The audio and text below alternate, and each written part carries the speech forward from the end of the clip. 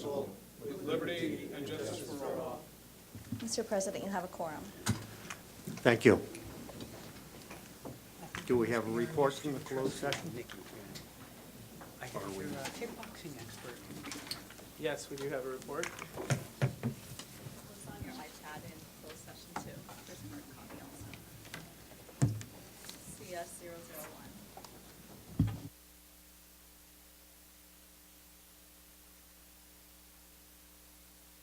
The following votes were all unanimous at tonight's board meeting.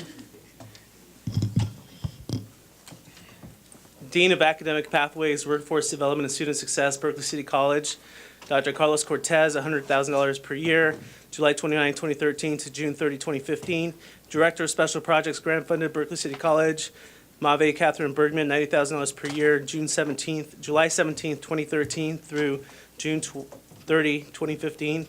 Director of Student Activities and Campus Life, Berkeley City College, Mustafa Goes, $100,000 per year, July 29, 2013 through June 30, 2015.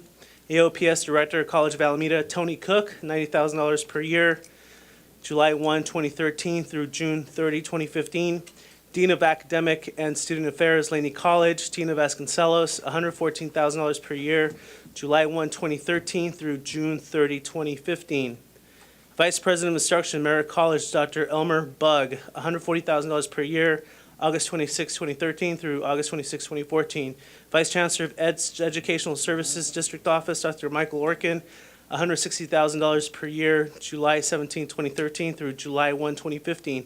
Interim Vice President of Instruction, Berkeley City College, Dr. Lilia Selhay, $130,000 per year, September 3, 2013 through June 30, 2014, or until the permanent position is filled, whichever occurs first. Interim Dean of Enrollment at College of Alameda, Amy Lee, $110,000 per year, July 17, 2013 through July 17, 2014, or until the permanent position is filled.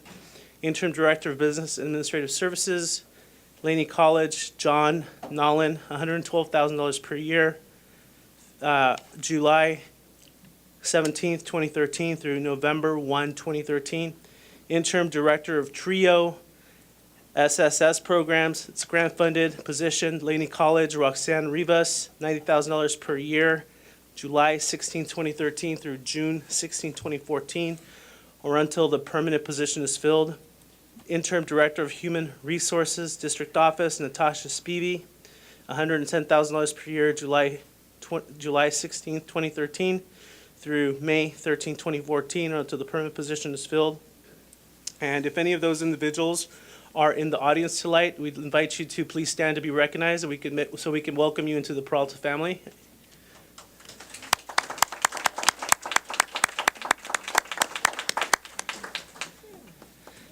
Congratulations, and that concludes the report out from closed session this evening, Mr. President. Thank you. And now we move to the agenda. And before we vote approval of the agenda, are there any changes to the agenda? I understand some items are to be pulled. Yes, Mr. President, we'd like to remove item number 31 from tonight's agenda. Item number 31 is consider approval to enter into an agreement for district-wide security services, RFP number 1213/19, First Alarm Security and Patrol, Inc. And I believe we are also pulling item 6. Mr. President, item number 6 is a study session and presentation on contracting and purchasing. I think that's going to be presented at a later date. Thank you. Are there any other changes? Are any items to be pulled from the consent calendar and moved to the action calendar? I'd like to pull item number 26 from the consent calendar. Item number 26 is consider approval of resolution 13-14-6, accept bid and award contract, Merritt College Learning Resource Center, library renovation, phase 2. All right, thank you. And with those, Mr. President, yes, I'm sorry. could we also remove from consent item number 23, that's consider approval of contract with High Street IT Solutions. That's our financial aid implementation. Thank you. All right, thank you. Just to let the record note that both trustee Handy and trustee Yuen asked for that to be removed. Okay, thank you for that clarification. So we have items 6 and 31 are off the agenda altogether, And and we're if we- pulling, go If- ahead. If we could, I can't find the number of it, but the other financial aid contract, which item is that? Oh, that's the Hicks?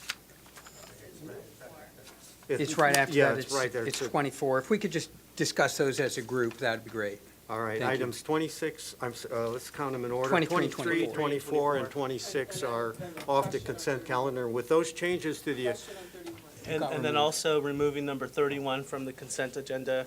That's trustee Handy. Item number 31 is, 31 was Consider- removed from the oh, number 31 was agenda removed altogether. from the agenda. all right, I believe we've reached the end of our adjustments to the consent calendar.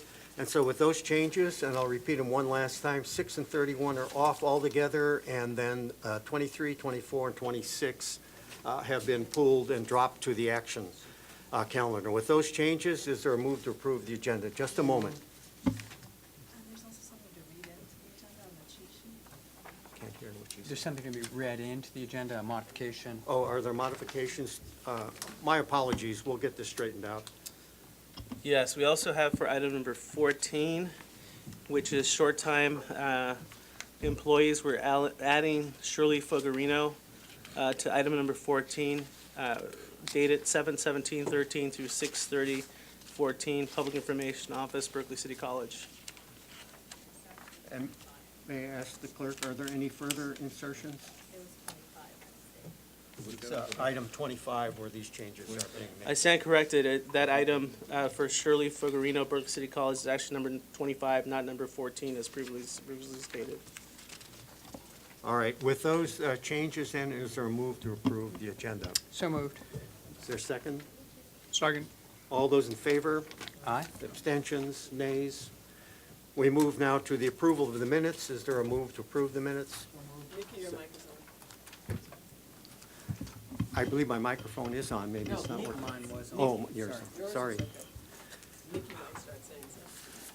All right, is there a move to approve the minutes? These So are the moved. minutes of the meeting of June 25th, 2013. And Move there is- approval, Mr. President? All those in favor? Aye. Abstentions? Abstention. One abstention, nays? On the agenda? No, on the approve. minutes, I wasn't here. Oh, Okay. And with that, I believe we're beginning to settle down. Comments from the public? Are there any speakers? We have a few speakers this evening, Mr. President. The first speaker from Communications from the Public is Romeo Garcia.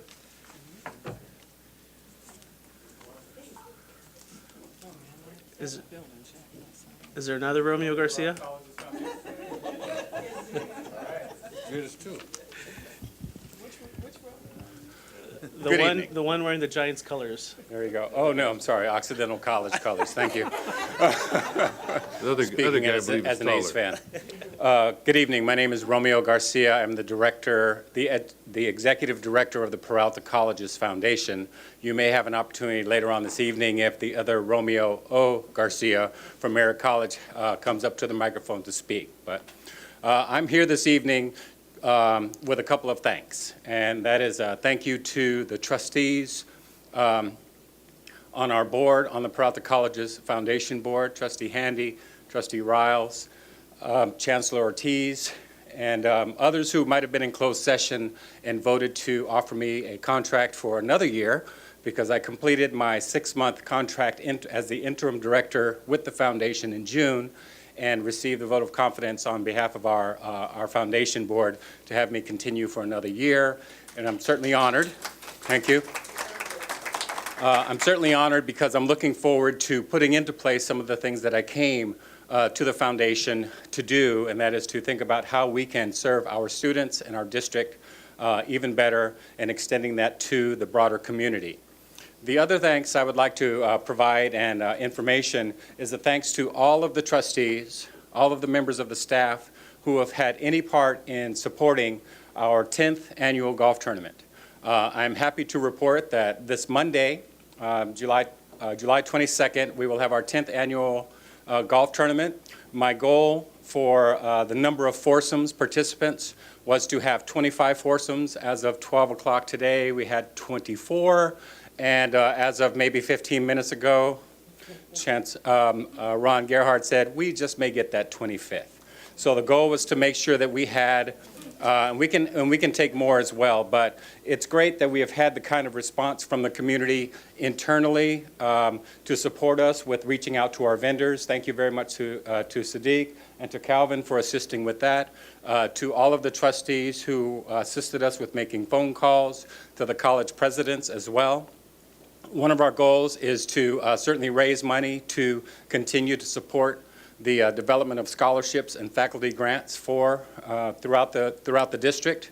And so far, with all of the planning and the support of one of our trustees, one of our board members in particular, Mr. Eric Kissauer, he did a great job in kind of guiding me through the process and really getting us ready to have a successful event. So I'm hoping that after Monday's golf tournament, we're going to have a sign-up list for next year.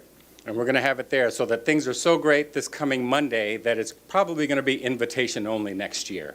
And that's kind of how we want to do things at the foundation, to make sure that people are really engaged in the work that we're doing. And I invite anyone who hasn't already RSVP'd, if you're not already signed up for a foursome, I know we have 3 Bills and a Ron that's in a part of one foursome. You can figure that out later, 3 trustees, I believe. But if you haven't already RSVP'd, please join us, if not for the day, then for the reception and for the dinner, and help us to celebrate our 10th annual golf tournament. Thank you very much. Thank you. Next speaker is Mr. Tim Bryce, followed by Yvonne Thompson.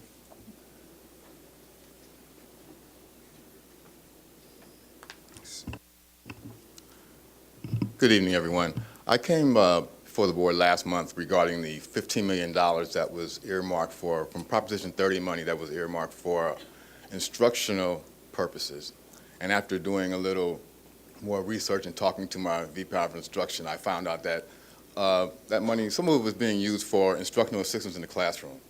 And they were classified members. So I believe out of the 75 that are hired short-term this fiscal year, about 47% of them are instructional assistants. So it's good to see that the money is going forward in that direction. Because I wanted to make sure that I, working on the Planning and Budgeting Council with Vice Chancellor Gerhard, I like to definitely follow the money. So I look forward to looking and see line by line where all the $15 million is going, because that was something that was a concern of the classified, having most of it going to classroom services. What I first thought it was classroom services, but any instructional purposes, and that was fine. We appreciated that. And I think this might be a meeting of thanks, because we wanted to get up and speak before the board about the classified being thankful for the accreditation teams that worked at the campuses, worked at the district, and getting us our accreditation. We realized there's still one more visit to follow, and want to make sure that that we don't get lax in doing certain things. And I think in regard to what I'm thinking from the board is, because when it comes to contracts, it's good to see that maybe through our legal counsel that the contract that was with Mondo, where they have some substandard work, that they're having to come back and redo that work. And that's what happens a lot of times in Peralta, is some contractor comes here, does some work, and is not checked on their work, and leaves with substandard work not being completed. So it's good to see that being done. And also general services, because I see where we actually are getting one security company here. And that's something that would make it a little more streamlined, a little more understanding between the different campuses. And I just wanted to make sure that our membership, classified staff, are heard to a certain extent. We want to try to have someone at every meeting. Myself being the interim vice president of the Peralta Classified Senate, me coming down here is pretty much at my lunchtime. So I wouldn't mind coming down here, seeing the board once a month. But that's something that's to be decided by the board and also by my membership, my constituents. But we're thankful that we've had the support along the way. We look forward to more support in the future. Thank you very much. Thank you. Next speaker is Ms. Yvonne Thompson, followed by Matheson Ott.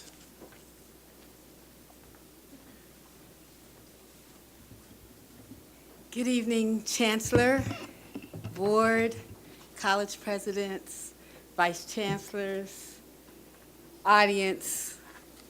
Wow, this is my last board meeting. I can't believe it. I'll be taking off for sites known.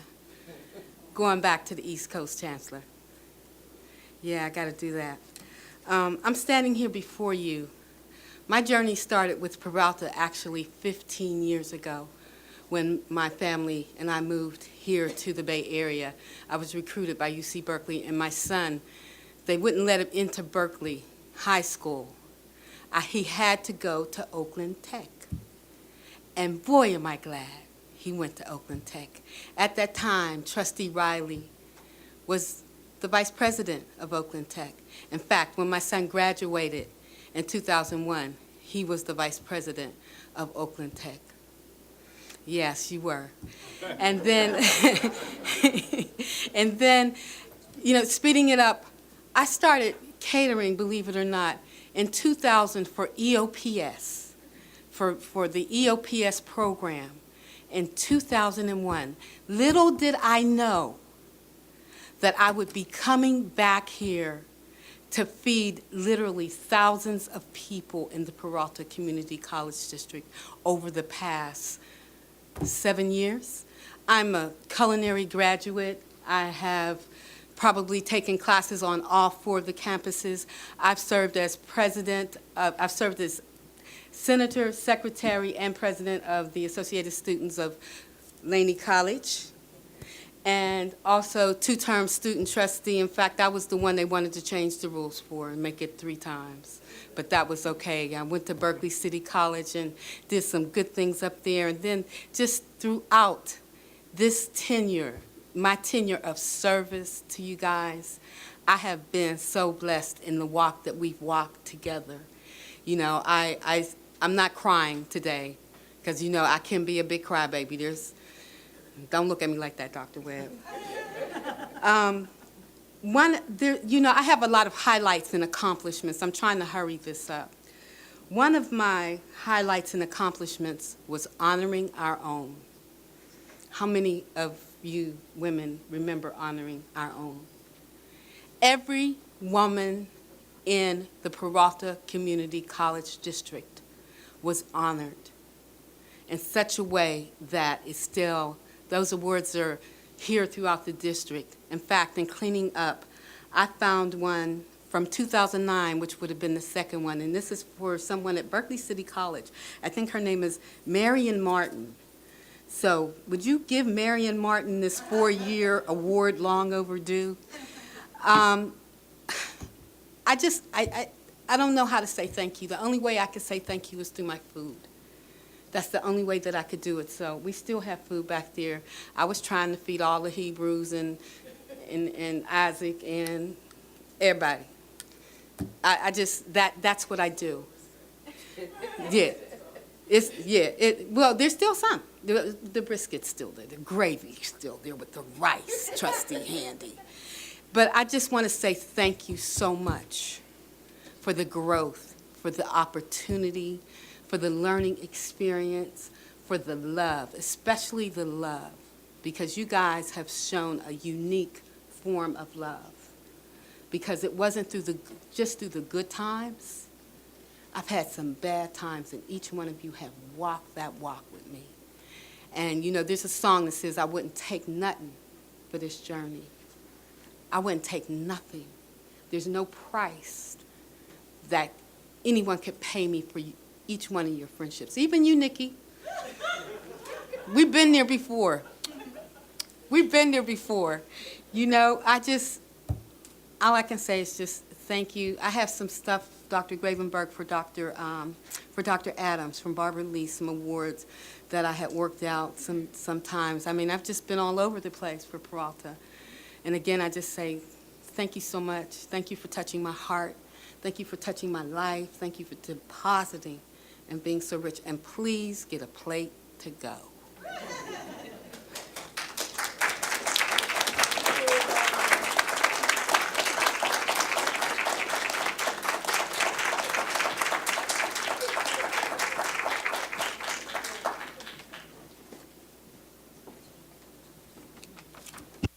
Speaker is Mathinson Ott, followed by Matthew Goldstein.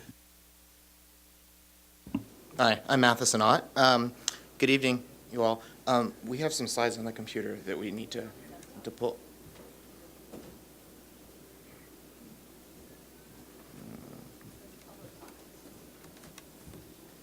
Okay, so good evening. I'm a student from Berkeley City College. My name's Matheson. Oh, you already got that. So I've been working with the Berkeley City College Tobaccoless Club for the last 3 years. I just graduated from Laney, and I'm moving off to San Jose State. So our club's funded through Alameda County, through a tobacco control grant. And I'd like to thank District for their efforts to create the AB 795, which was state of California law.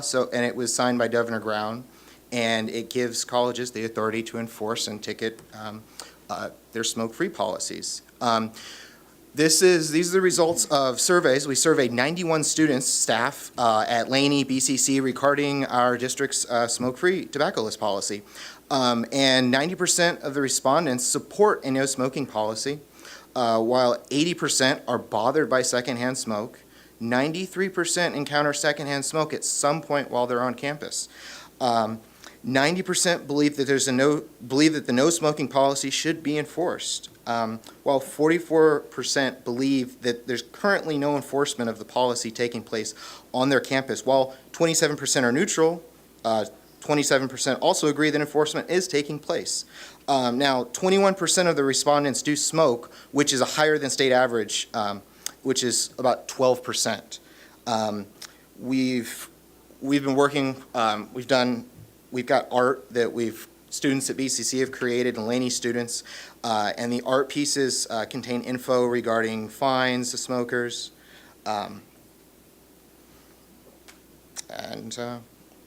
yeah, what else?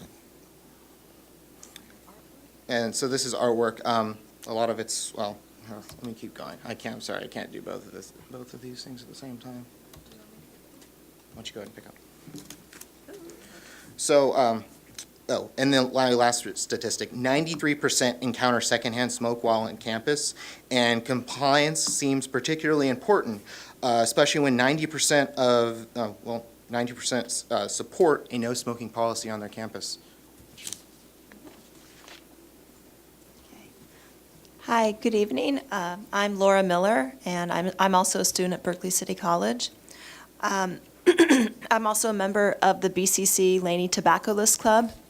And this past January, as part of our grant-funded project, Tobaccoless Club students counted a total of 65 green signs around just the Laney College campus alone. And those signs say Laney is a smoke-free campus. That same month of January, we suggested to the Peralta District that 27 new signs, which communicate the smoke-free policy in greater detail, and also the citation penalty, as you see up there, go up around Laney.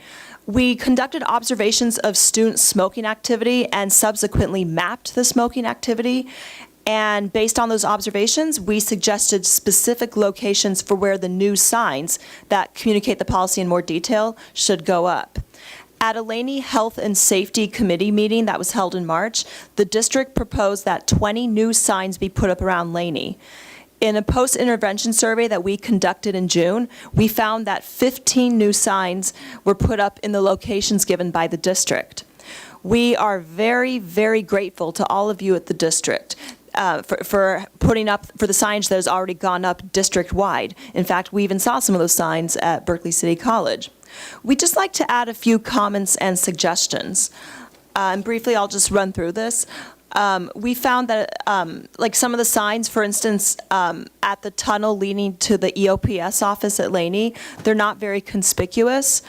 Some locations, including the sign by the EOPS tunnel and also on the 10th Street sign, they're not popular student hangout spots. They don't receive a lot of foot traffic, and so they're just not going to, we don't think they're going to receive a lot of viewership.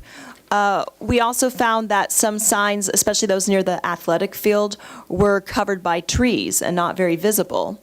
One of the health ambassadors from the Peralta Wellness Center, she noted that Laney students complain of smoking occurring at the following locations. The staircases at the G building, by the E building, in front of the F building where the oxygen tanks are stored, on sidewalks, by the E Follett bookstore, and by the welding department. We have seen people smoking in places at Laney where there aren't any signs, and as tobacco control advocates, we just like to be involved in selecting locations for future signage. we'd like to ensure that students and staff are aware of the signs as they enter Laney College. In November of 2012, the Tobaccoless Club held a meeting with Peralta key officials and students. We brainstormed education enforcement strategies. And during this grant cycle, we created a PowerPoint to share with students and faculty. So far, 120 people district-wide have seen the PowerPoint. So this year, just I'll briefly wrap this up. This year, we have a new grant from the county, and we welcome your input and direction. Any guidance you have for us would be greatly appreciated and implemented. Again, we'd like to thank you for your time and consideration and all the work you've done thus far to make the campuses smoke-free. Thank you for that report. Thanks. Excellent work. I did have one quick question on that, if I could. Not to public comments, those questions can be directed at item number 6 during public comments, or during the presentation. Council, did you have? There will be a presentation this evening on the I just had a question smoking rate. of them. Yeah, how many people did you survey? It said 91. 91. Thank you again. And now, are there any further speakers? I have a card for Matthew Goldstein, but I don't see him in the audience. Is there a Matthew Goldstein here? All right. Oh, yes, there is. Taysoon, are you speaking, representative? representing Matthew Goldstein? Oh, he's not here. Okay, that's the end of the speakers tonight. All right, thank you. Thank you. We now move to reports from the Associated Student Government. Are there representatives from student government here this evening? Okay, thank you.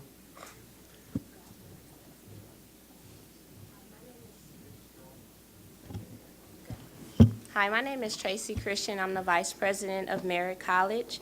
I'm here to report from Merritt College, Alameda, Berkeley, and Laney that we are planning a 4-day retreat from August 6th through the 9th, and we encourage that all the leaderships on each college attend this 4-day retreat. We are excited, and we are working together to make this a fabulous retreat to train all of the leaders. So I just want to thank you for your contributing to this event, and we still need some funds, and we ask that you'll be generous in giving us funds to complete this 4-day retreat, and I just want to thank you.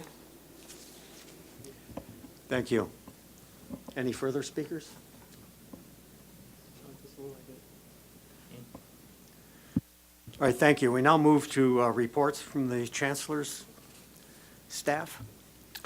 Thank you very much, President Galassa. I just want to start off, first of all, welcoming Dr. Eric Ravenberg, who is recently appointed interim president at College of Alameda. So, Eric, welcome.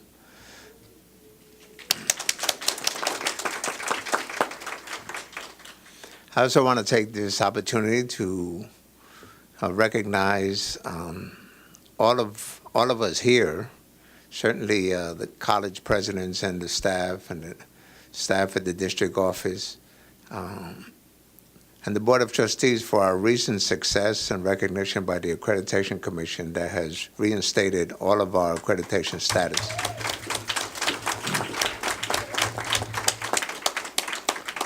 I just want to say that that is clearly a monumental accomplishment, an accomplishment that took all of our efforts.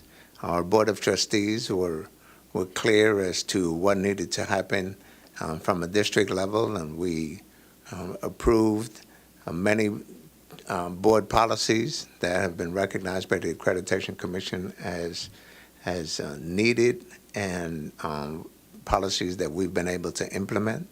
We've been able to reconcile many of our financial audit citations. I want to congratulate our finance staff and particularly Vice Chancellor Gerhardt for his work in that area.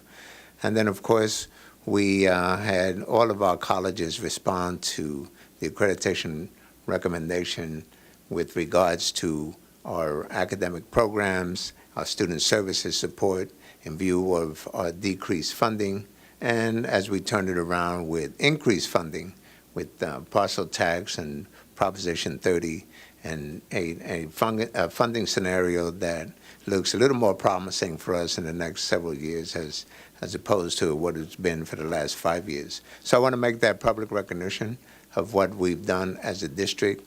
And but I will close by saying that we cannot sit on our laurels here, because our next accreditation cycle, actually the comprehensive visit, will be in the spring of 2015, not that far away. And this fall we will start once again in developing our self-study for each college. The district, of course, participates in all of that activity, and we will be prepared for spring of 2015, but this time with a clean slate, and a slate that we want to move forward and take to the next level. So I want to recognize all of us and thank you all for your great effort. With that, I'd like to introduce President Norma Ambriz Galaviz from Merritt College, who's going to share with us progress that she's having with the City of Oakland, a partnership that we're pursuing, and then also her intent to apply for an NSF grant. Dr. Ambriz. Thank you very much. First of all, on our progress regarding the City of Oakland, our mayor entertained the prospect of constituting a new partnership between Merritt College and the City of Oakland with the police department. And we were delighted to participate. The chancellor and some of our administrative staff also attended, and we have followed up with them in regards that we wanted to expand the opportunity for our own students from our Administration of Justice program and our cadet program, and having them linked to the opportunity for them to be considered for what we call the City of Oakland's cadet program. They have a cadet program. And at the same time, what the city is entertaining is setting up a process in which they want to grow their own. The city is interested in having applicants become employees of the Oakland Police Department. And as you know, the PD hires not only police officers, but many other employees that serve in the capacity of supporting law enforcement. And so they're interested in having our cadets do internships and actually spend time, and as a result will gain extra points in the application process. So I think that is an enhancement to our instructional program, and it offers opportunity for our cadets to also be incentivized to continue on and continue their education with baccalaureate degrees and then apply to the PD. So that is one that we hope to finalize, a memo of understanding with the city within the fall semester. So that should come to completion. In addition to that, they are interested, the police department is interested in resurrecting what they had in the past with Merritt College Police Academy, in which we were able to offer some instructional courses, and at the same time they would train some of their officers. So that's in the exploration stage, and we're working with our general counsel and the city, as well as looking at our FTF allocation and what we could afford. That's going to take a little longer. They were interested in starting something as soon as September, but that was not very realistic. As you know, something like that would take a little longer to basically develop. So I've set a timeline to at least explore and identify all the pros and cons and identify the financial commitment so I can present it to the chancellor and to our vice chancellor. And we hope to do that also in the fall to come to a decision for the spring term. So that's our report on the administration of justice in the city of Oakland. If you have any questions on that before I move on to the NSF? Just a quick comment, Chancellor and President Ambriz-Galaviz. I'm happy to see that the city and Merritt College is working collaboratively on this project. My understanding is that the most recent class of graduates from the Oakland Police Academy, I think they fielded about 50 new police officers with the latest round of funding. Unfortunately, a very low percentage of those officers are actually born or raised or reside in the city of Oakland. So anything that we can do to increase the Right. level of increasing the relationship and between residents and the police force, I think would be a step in the right direction. Certainly, anything we could do to increase community relations, I think in that area, I think this is a good step towards doing that. Certainly, we have the capacity to do that, and I'm glad to see that your college is taking that leadership role. So thank you very much. Yeah, you're welcome. On the National Science Foundation opportunity, we were approached based on a recent conference that we held at the Atlantic Center Science Classroom Building.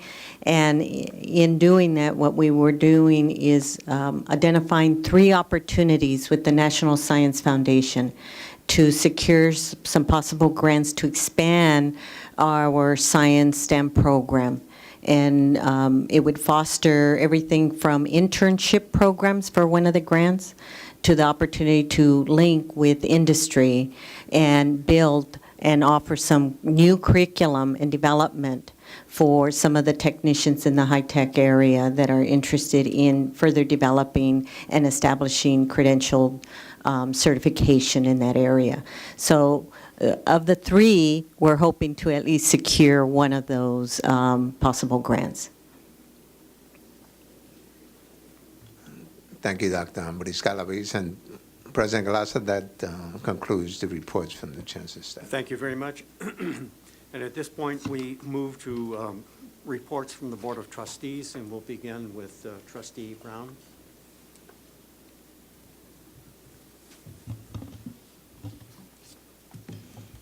Thank you very much, Mr. President. I'd like to report that Trustee Handy and I, along with a field representative from Rob Bonta's office, went to a seminar on student success that was held by the African American Community College, California Community College Trustees Association in Sacramento, and we're also working with Rob Bonta's office on a regional plan regarding adult education so that we can be ready as a region, as a body that represents one of the urban educational areas in the state of California when the legislation is finally settled regarding the that process. The trailer bill's recently been adopted, and we understand that there's a lot that's not yet resolved with adult ed, but we do want to make sure that we keep our eye on the policy and the legislation and do our best to represent the students and the people in the Northern California area. So that's something that we've been working on as collectively. And I think that I think Trustee Handy might have a little bit to add. I drove the mommy van, and we took a road trip, and I think that just about does it. Just about does it.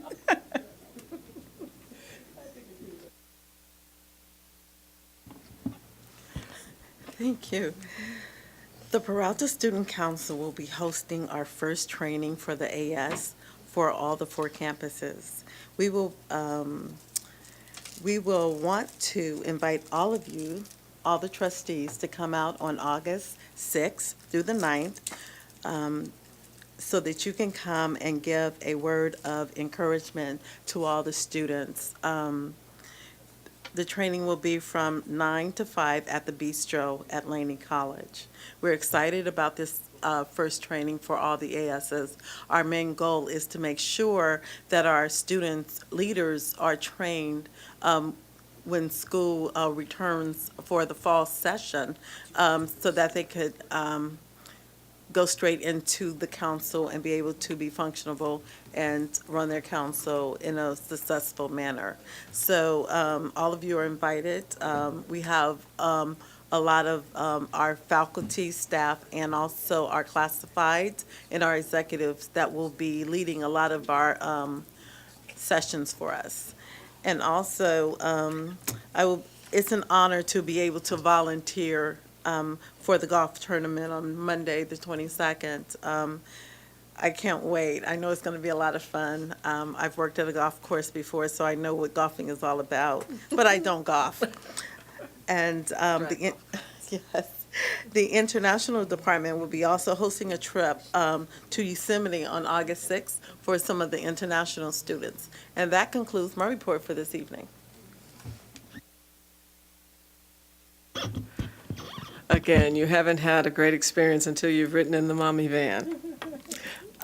It was wonderful to be able to spend time with the field representative from Assemblymember Bonta's office as well, to see that they have the same shared interests for the achievement gap, for student achievement as we do. And being able to visit the different offices, the look on their face was, wow, okay, Oakland is really interested in what's happening here. So we're hoping that we will be at the table when decisions are made about what happens in this community. And so by just showing our faces there, we just want to keep them posted that Oakland is very interested in what happens here. And hopefully that they will be staying in touch with our chancellor and our faculty and staff here to help implement what's going to happen with that program. I also want to just remind you all, the golf tournament on Monday is an incredible opportunity to really experience what the Peralta family is all about. You haven't really had fun until you've been out there where all of the Peralta employees are working together to raise funds for student scholarship and achievement. People put their hearts into it, they dedicate their time, they take their own time off to make this wonderful. I personally enjoy driving the golf carts around. Dr. Riley got me to golf a couple of times. I taught some high executives how to do the happy dance when they got the ball in the hole. And then they decided I was really too disruptive on the golf field. So I really just drive the carts around and greet all of our people. But again, if you have an opportunity, it's fun too. If you have an opportunity to be there or volunteer, or if you know people who still want to take a foursome, because we will take their money. And we will give their money away to students, so it's a very, very good cause. So if your uncle or somebody has a corporate account that can help to contribute, please call them, let them know. So again, look forward to seeing as many of you as possible on Monday. Yes, thank you, Mr. President. On last Thursday, I got an opportunity to have lunch with the Peralta Retired Trustees Organization. And they had a good time. We were. I was quizzed. Actually, I wasn't quizzed. I was just asked, how my life has gone and how's things been on the Peralta board for a number of years. And I received sympathy cards. No, I'm just kidding. No, it was a very enlightening meeting. They have an excellent website, and they're very supportive of supporting the retirees in reference to benefits and just in general. So I would encourage those to look at the website. They also offer annual scholarships of $1,000 to each college student that's transferring, not each college student. We have 4 colleges. So one of those students at each of those schools who are transferring, they offer a $1,000 scholarship each year. So that's really great contribution that they're providing. Let's see what else. Okay, we've mentioned the golf tournament again at Sequoia Golf and Country Club on the 22nd of July, which is this coming Monday. Registration starts at 10 a.m. Trustee Abell and I got opportunity to attend an excellent conference, the National Association of Latino and Elected Officials, and I got there's a lot of points that I could raise, but one is the importance of dual languages for all of our students. This was a huge emphasis. Dr. Rebecca Plum Martinez from the University of Mexico was the keynote speaker, and if we could get her to come speak to us at one of our developments. I know I can't speak for staff development, but she did an outstanding job on this issue. The other issue was around federal, state, and private funding for education for our students.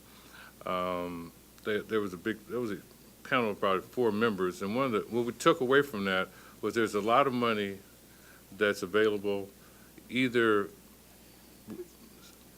institutions don't receive the money because of incomplete applications, or we just don't apply for the funds. So I know that doesn't apply to Peralta, but that was a thought that was a kind of a trend that was left from that workshop. So they encourage us to apply for the public, private, and federal funds.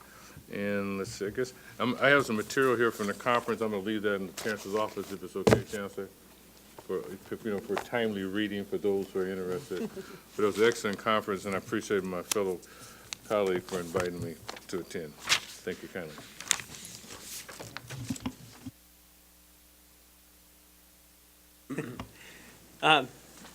Thank you, Mr. President. Just briefly, I wanted to point out one of the issues with the lack of our students actually enrolling in the police academy, or our local native-born, if you will, students who are here, is the fact that while they may pass the physical fitness exam, even the post-exam, which is required, which I hope that we really are able to provide the training, a lot of our students don't have the credit scores needed.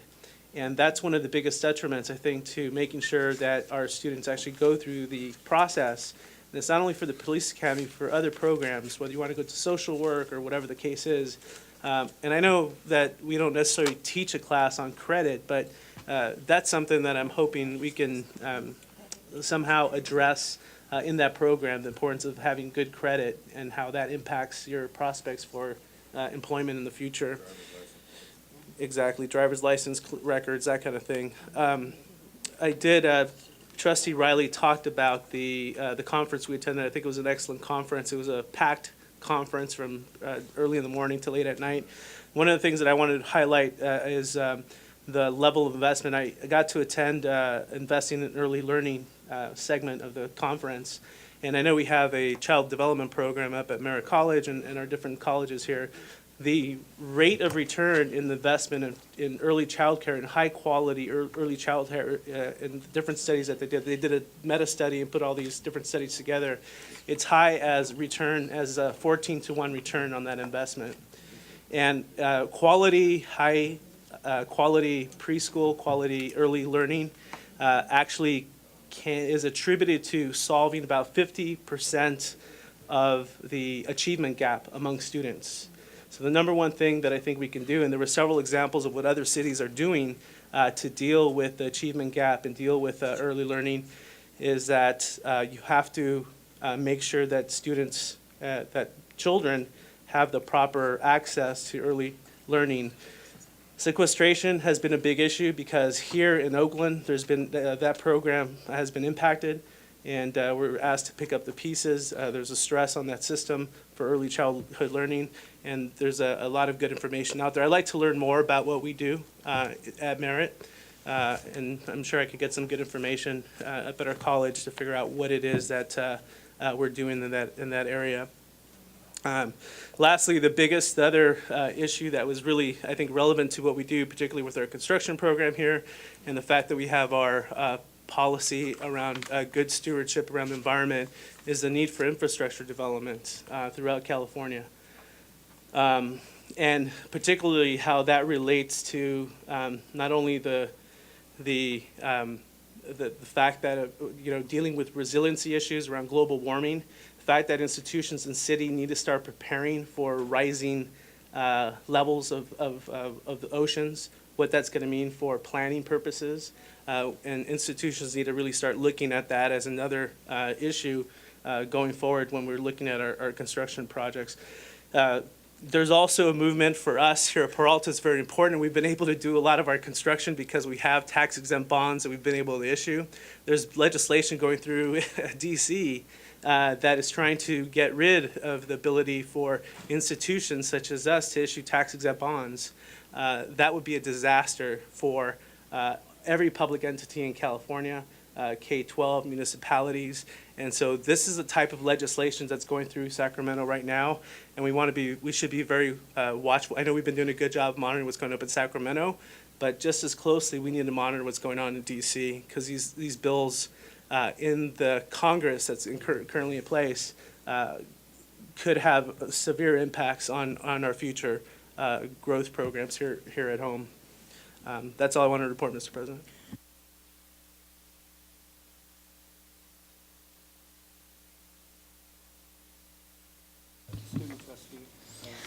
Hi, good evening, everyone. Last week, I went to a meeting with the co-founder of Good Game organizations. This organization is sponsored by the Lenny College for the Roundtable Club.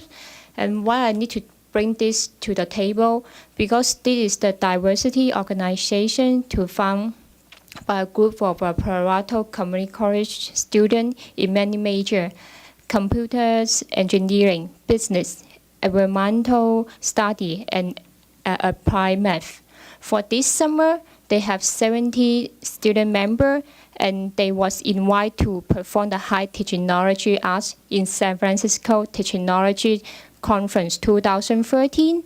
And also this conference have 5,000 audience. It's a very great opportunity to them and to the students to explore in the public. And we are working together right now and want to transfer this organization to be an official technologies company. If this project runs successfully, it will be a very great, significant model for the Palo Community College student activity improvement. And this is my report. Thank you.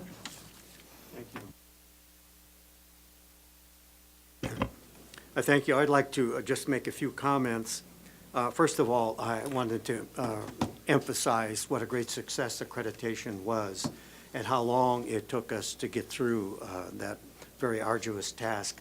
And I wanted to offer thanks to the former Chancellor, Dr. Wise Allen, for all of his work in getting things squared away and for working on the parcel tax that gave us a lot of enthusiasm and carried us through. And I also want to thank Vice Chancellor for Finance, Ron Gerhardt, for his hard work. This is hard work with Chancellor Wise Allen. And with all of that being said, I want to thank also Dr. Ortiz again for his leadership in bringing all of this to fruition and to this happy hour. He has not interfered directly. All of the presidents were free to write the reports as they wished, but he did oversee, made sure that the dates were all met and that the Board of Trustees had a chance to review all of these documents prior to submission so that the board could give their full support behind them. So it was an incredible project, and everyone deserves thanks. And also my colleagues here, we worked hard on our policy review. If you remember how many discussions we had on that for over a whole year. And thank the administration also for developing all the procedures which have helped the institution run so efficiently as it's running today. Without these, we would be just exactly where we were before, each person doing his own thing, overlapping and causing confusion. So we've accomplished a great deal. I also want to thank the Chancellor directly. He's been with us for a year. We normally don't report out on Chancellor evaluations, but I do want to congratulate him. We went through a very rigorous we conducted a very rigorous approach. We met for a 2-day retreat last fall to decide what it is we wanted both of us to participate in and how we wanted to move the district. At 3 subsequent meetings, we refined the criteria and expanded on it. And we had a number of discussions. Almost every meeting of our Board of Trustees had something to do with the evaluation process itself. We formed a committee of the president and the vice president and the former vice president to gather the information from the board's report, and then to draft an evaluation, a complete evaluation that we're in on for a half a dozen pages. And it's my pleasure to report that the Chancellor's been given a very strong recommendation, and we wish him well for the next year, and of course pledge our support for all of the great projects that we have forthcoming. So thank you again, Chancellor, and I think a round of applause for the Chancellor. And with that, as a closing, yes. Personal privilege. Mr. President, I'd be remiss if I didn't thank you for your hard work. I know the board put in a lot of work, but I know the 3 years that we went to San Francisco, and you were always upbeat. Many of us are very on the gloomy side, but you brought us through, and I want to thank you sincerely for all your hard work. I managed to do that by leaving all the gloom at home with my wife, and if she's watching right now, she'll probably call in and confirm that. But you were very highly respected at that board, and people knew you, and you really kept us in line, and we appreciate it, and now we're moving to another chapter. Thank you again. Thank you for that. And while we're doing all this thank yous, et cetera, we would be remiss if we didn't acknowledge that, first of all, this is our last meeting of this particular session. We don't come back again until around September 8th or 10th, somewhere in that area. I don't even want to think of that date in any concrete terms yet. But it's our last meeting here, but it's also a last meeting for a very, very important person who's sitting right there, our dear, beloved Roxanne, who has carried us through all of the technical communications we've had over the last 3 years, especially due to the accreditation craziness. And with that, I call on Trustee Handy. For those of you who know Roxanne, you know how much she hates this attention, but I'm sorry it's not going to end, darling. We have more. The Peralta Community College District presents the Certificate of Appreciation to Roxanne Epstein. Thank you for your many years of service and dedication. We wish you success and best wishes in your future endeavors. Thank you.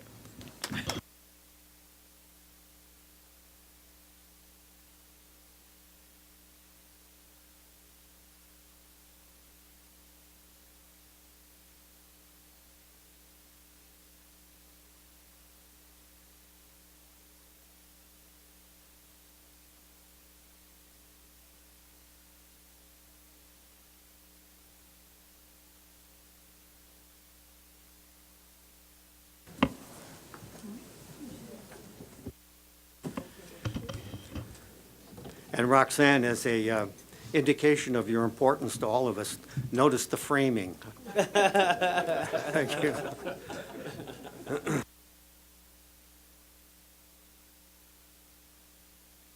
All right, at this point, I don't see a representative from the District Academic Senate, but if there is one in the audience, this would be the appropriate time to give a report.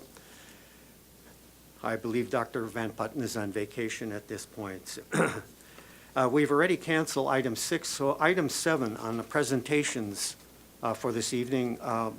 Item 7 is a no smoking enforcement presentation, and I believe Vice Chancellor Iacaro and Lieutenant Kraft have 10 minutes to make a presentation. Thank you.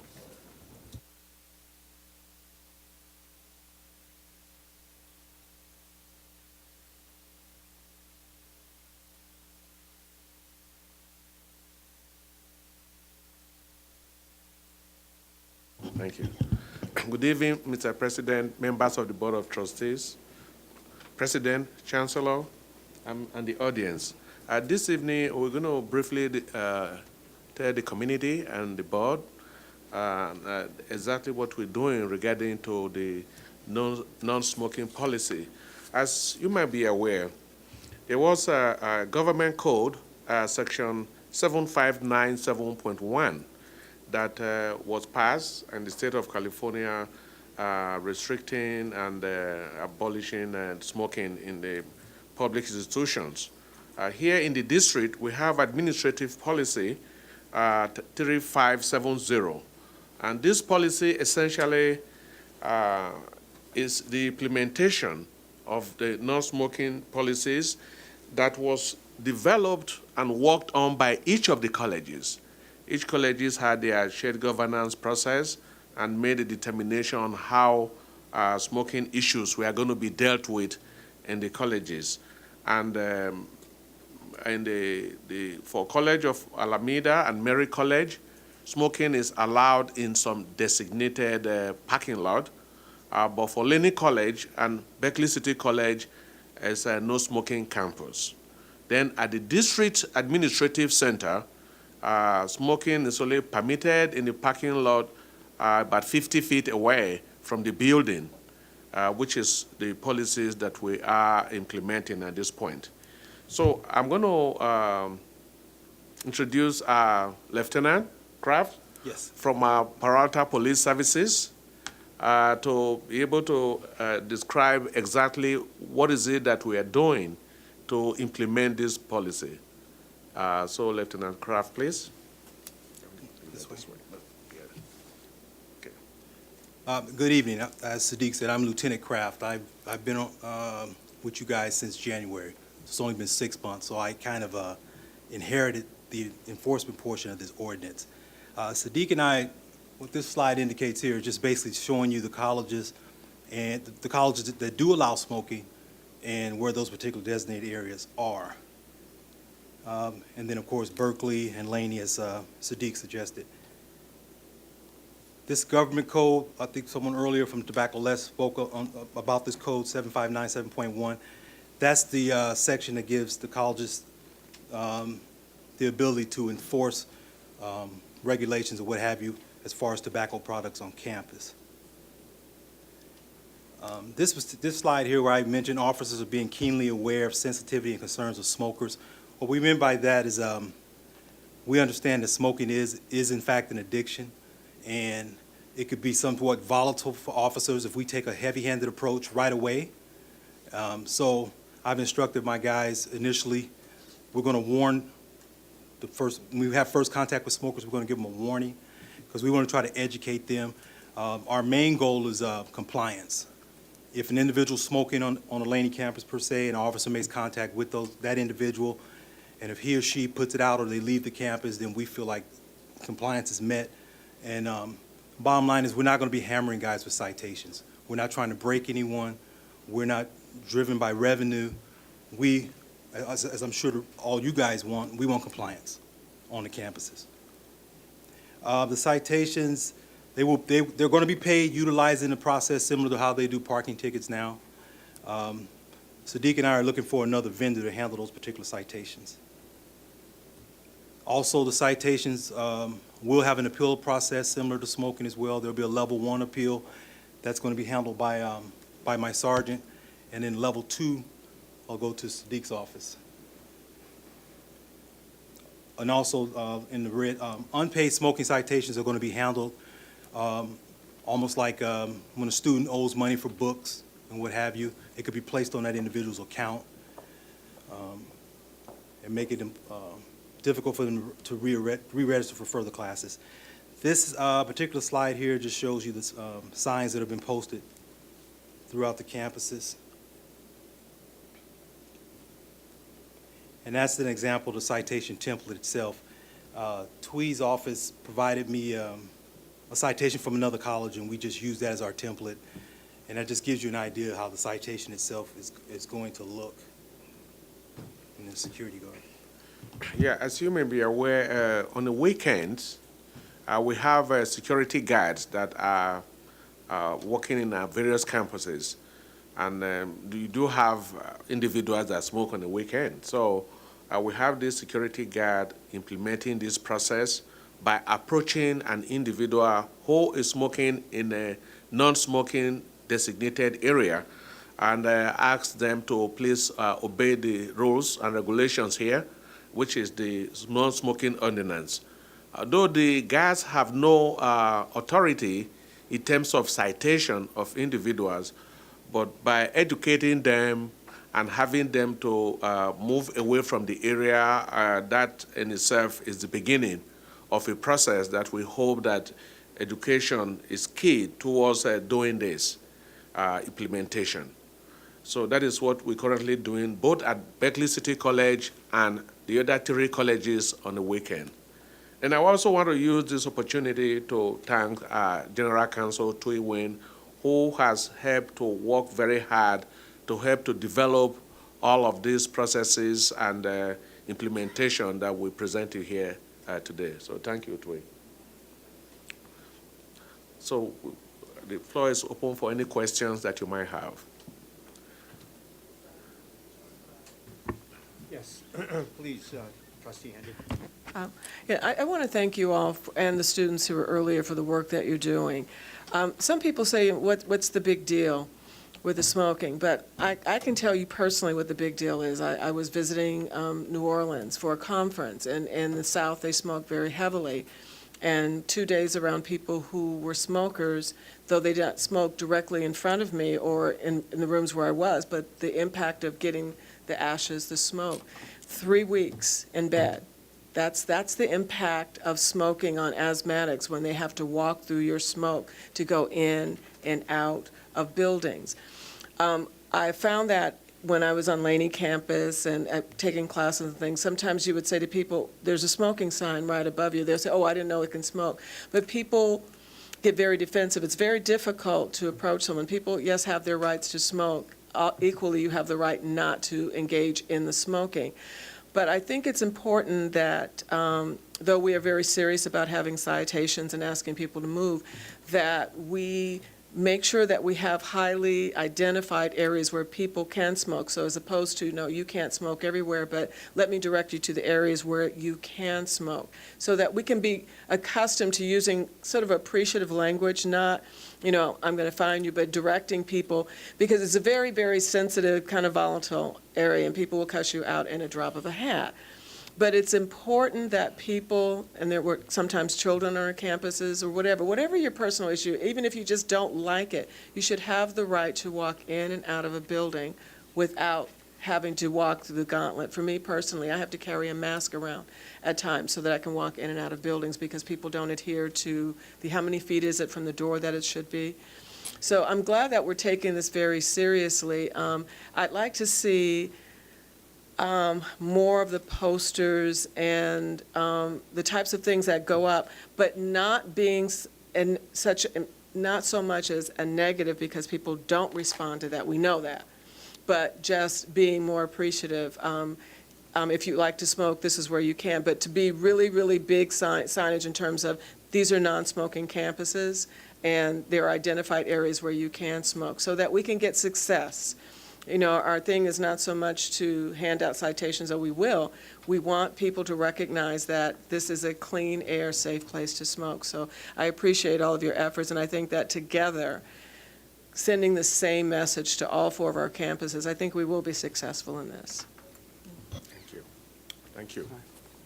Yes. Thank you very much for the presentation. And I want to especially thank General Counsel Thuy Nguyen for shepherding this legislation through the state legislature. I don't know if people are aware of this, but this particular piece of this amendment to the government code allowing citations emanated from Peralta, and it was really Thuy and our lobbyist in Sacramento who made this possible. So we've had this law on the books now, I think, for about a year and a half. We've had board policy for several years. We've had administrative procedures now, I believe, since May of 2012, something like that. Have we issued one warning? How many warnings have we issued? Well, as I say, I just inherited the enforcement arm of this. Warnings, they give warnings periodically throughout their shifts, the deputies do. Well, how many? The exact number, I'd be guessing. Well, I'm kind of curious to know, and here's the reason. I've never seen a warning. And I've seen a lot of smoking on campus, and all you have to do is walk around and look for the cigarette butts, and you know that this policy is widely violated. Have we issued one ticket? Verbal warnings. The tickets are still being developed. We don't even have a citation yet. Okay, so the law's been on the books for over a year and a half. Our administrative procedures, I believe, if I'm looking at this material approved by the Chancellor May 12th, 2012. So we've had our administrative procedures in place for over a year and a bit, and we're now getting around to doing this. I'm a little frustrated, frankly, that we're not moving faster on this, that we haven't any records of warnings. And if you don't do a written warning, how do you know whether then you're going to go back to them and say, all right, look, you got a warning, and now you're busted? if we're not keeping track of it. Well, see, here's my theory on this, and I might be wrong on this. My guess is that after we've issued about 20 tickets, the smoking will stop on campus. People will say, oh, you know what, there's this guy who's going to write me a ticket, and I'm going to have a $50 ticket, and I won't be able to register for classes or do all the other stuff if I go around polluting my school environment. That's my theory. Now, I might be wrong, but that's my theory, and I think the reason that we have the authority to write a ticket is exactly based on this theory, that the nice policy of putting up a sign and saying, oh, please don't smoke, doesn't work. It just absolutely doesn't work. And you know that because you can walk around and see people flaunting this policy on every one of our campuses, except for within Berkeley City College. I've never seen anybody smoke there.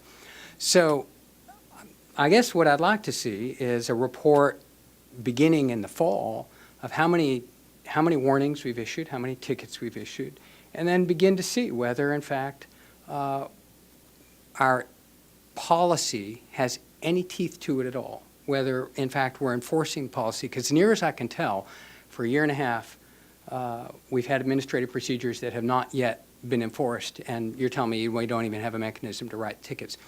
Want to follow up. On the weekends and at Berkeley City College, apparently, we'll have security guards. So how will we actually enforce this policy on the weekends and at Berkeley City College?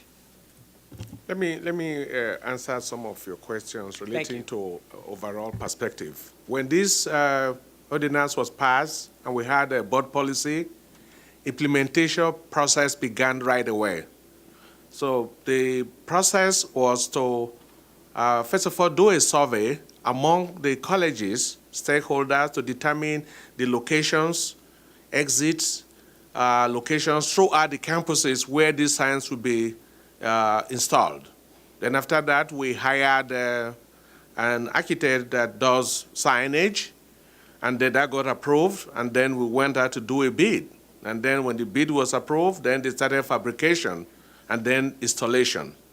What we've been doing since the installation has been complete for some time now has been for the deputies to begin this process by warning students or employees who are smoking in any area. Yes, we did not keep data as far as to how many warning has been issued out, but we're going to, from here on, we're going to have those data available when we make an update report in fall, in the near future. So that is happening. Then the tickets has been developed and approved, and the citation is going to be followed if you have a repeat offender.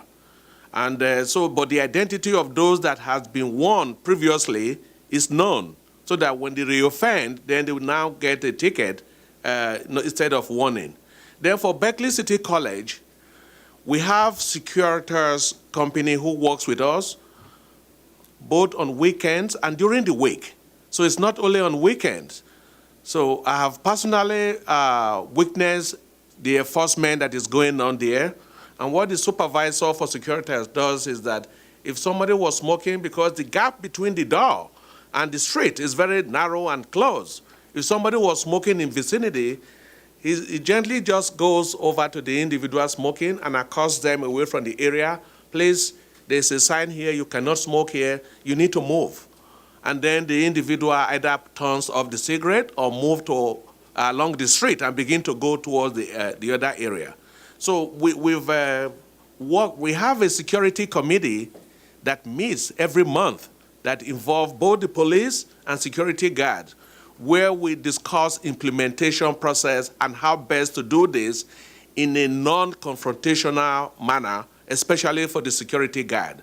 So we do this every month and go through how the implementation needs to be successful. But one of the things is education and information being sent to the website. The education is key towards this. But at the same time, I do understand your recommendation, trustee, that enforcement, like giving tickets and not just warning, is what is going to help to drive this home for us. And we're going to be doing that going forward from here. I don't know, not to beat a dead horse, but it's been 15 months, we haven't written one ticket. And it's unacceptable to me that we have administrative procedures, and only now, 15 months later, are we getting together a book to write the ticket. Now, it's absolutely crazy to me. It's absolutely crazy. According to the survey of the students earlier, 93% respondents encounter smoke at some point on campuses. There's obviously widespread violations of this, and it looks to me as though this policy and the procedure itself is being ignored. So thank you for the presentation, and I look forward to it actually being enforced. Thank you. Is there, Trustee Riley? Yes, thank you. Thank you, Mr. Chairman. I want to thank you for your report. Just two things I would like to share. I appreciate your position of not being confrontational with the students or staff members, because, these can ignite into an area that we definitely don't want to get involved with. And I appreciate the sensitivity of this issue, but I don't want you guys to get hurt, and I don't want anybody else to get hurt behind this. And to draw the attention to the data that's needed, I would leave that up to the chancellor. I don't think a board has asked for any data. I know we have individual board members that have done that, but I think I would direct that to the chancellor if that's needed for data that come back in the fall. So I would throw it in the hands of the chancellor to make that determination. And I would thank you for your report again. Any other comments? Yes. I think one of the questions that comes up for me, I've seen a lot of people smoking these electronic cigarettes around, and I'm wondering how those fall within the policies or within the law that we've developed here. These electronic cigarettes that, smokeless, no, they have smoke, I guess, some sort of vapor. They're vapor. Some other nicotine delivery system, but it's still delivering nicotine. I don't think there's any tobacco that's actually being used. Do those fall under this policy or not? And so is it permissible for someone to say, oh, I'm at Berkeley City College and I'm going to pull out my smokeless nicotine device and, take a hit, I guess? You mean like a brownie?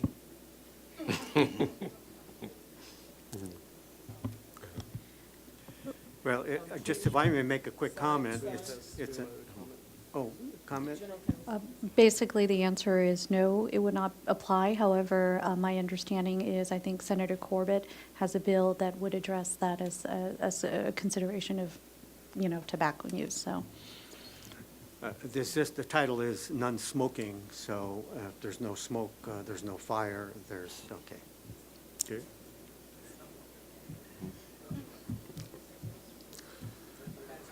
Okay. Thank you. Thank you. Any further comments by the trustees? If not, we'll move to the second presentation of the evening, the environmental sustainability presentation, and I believe Chancellor Icaro, you have a second chance here tonight, and Charles Neal. Thank you again, Board President. This evening, we're going to be discussing sustainability per alta. And with me here in the podium to make the presentation is Charles Neal, who is the District Sustainability Manager. As you might be aware, the district got very involved with the issues of sustainability back in 2006 and 2007 school year. And the areas that we're going to be discussing tonight is the area of energy use. We're going to be looking at waste management, water use, in this regard, which are the three major areas where we are impacted, and what we are doing in terms of construction, delivery, how we're using other resources to be able to generate revenues through sustainability. So without further ado, Charles Neal, please. Thank you, Dr. Carr. Good evening, Board of Trustees, President, Vice Chancellor, and attendees. So I'm the Energy and Environmental Sustainability Manager for the district. I've been told that we have 15 minutes. I see the clock running.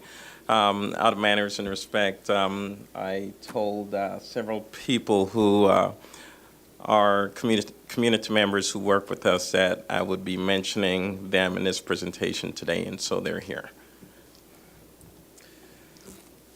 All right, so I take the approach with this presentation of considering the ultimate goal of the board, which is both the reduction of our carbon footprint, conservation of our resources, and reduce our overall financial cost. And so as I go through this information, please keep that in mind.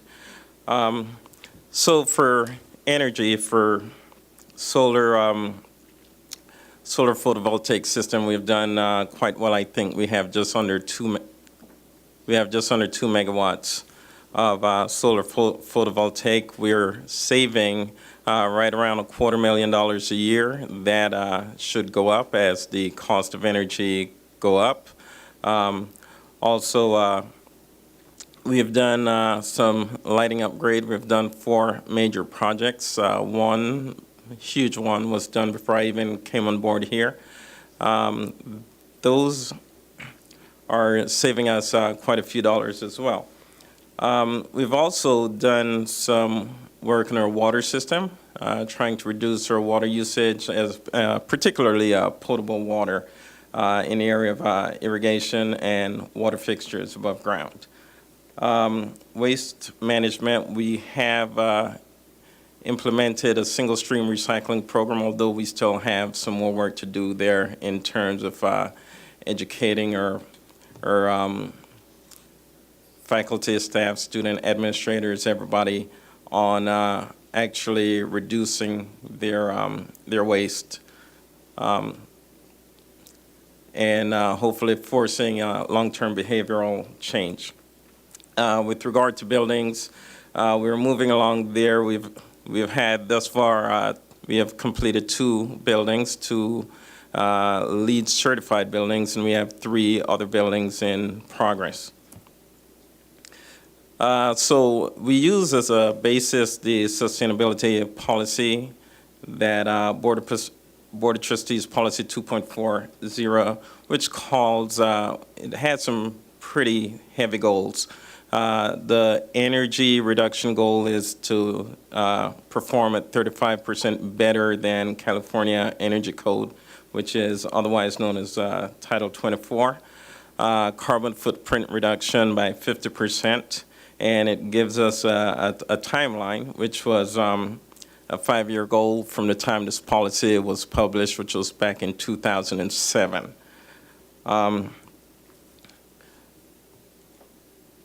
Also, in that policy, there is a reduction goal for waste management of 40% as well. So that's the goals that we're working toward, and the policy is our guiding document. Getting a little bit into the projects now. So in terms of the lighting projects that we did, quite a few at Laney, one at College of Alameda, one over at Merritt College. And the one over at Merritt College was the most costly project at $1.4 million. Altogether, we're looking at $2 million worth of lighting upgrades with minus $517,000 in rebate and our savings of $64,000 a year. As I mentioned before, we're generating right under 2 megawatts of electricity from our solar photovoltaic system. We're saving altogether $250,000 a year. It cost us $13.5 million to do that work, minus $2.4 million rebate, so around $11 million, and also minus the cost of replacing roofs on buildings C and G, which I think ran right around $600,000. But we had to replace those roofs in order to put the solar panels on those roofs. We're also in, as we speak right now, the Laney College photovoltaic is operational, and we have received a permit to operate from PG&E, so we're up and running there. We're waiting for them to process a rebate application form so we can actually start getting paid a rebate based on the electricity that we produce. Laney Fieldhouse is up and operational. I think thus far we have gotten around $35,000 in rebate for that. And that produces right around $20,000 a year in electricity savings. There's a very small system going in at Berkeley City College as we speak. That system is mostly a symbolic in demonstration. It produces $2,700 a year in savings. Going to our district-wide electricity usage, we see here that from 2009 to 2010, there was an increase in usage. I don't know what the cause of that increase is, but then we see that from 2010 to 2011, our electricity use, or at least what we paid for, was reduced, and that's because we brought on the Merit Solar PV system in 2010. It came online, and so it had an impact right away. And then again, you see in 2011, it continues to reduce our cost. So there is a month-by-month electricity production on the Merit Solar system for 2012. The savings last year is at $166,000, and you can see that the system produces electricity 12 months a year, even in the winter months of January and February. January and December, basically the height of our winter months. Other things we have done to conserve energy, including adjusting our HVAC runtime. And the explanation here is that the HVAC in our rooms in our buildings is centrally, we have the ability to centrally control when they run and for how long they run. And so there was a period of time where we installed data loggers in this room, in different rooms, to tell when the HVAC was on and off and whether or not the room was actually occupied. And the goal is that when the rooms are occupied for long periods of time, we want to have the HVAC either turned down or inoperable. And so that saves us quite a bit of money. We are installing some new equipment as we speak right now. There's a new chiller being installed at Merritt College, and new chillers are planned for College of Alameda and Laney College. Both of these are more energy efficient, and they will save us money in the long run. And I should say they will also save us on maintenance costs, because our infrastructure is pretty old, and it's just it's time to update and upgrade them.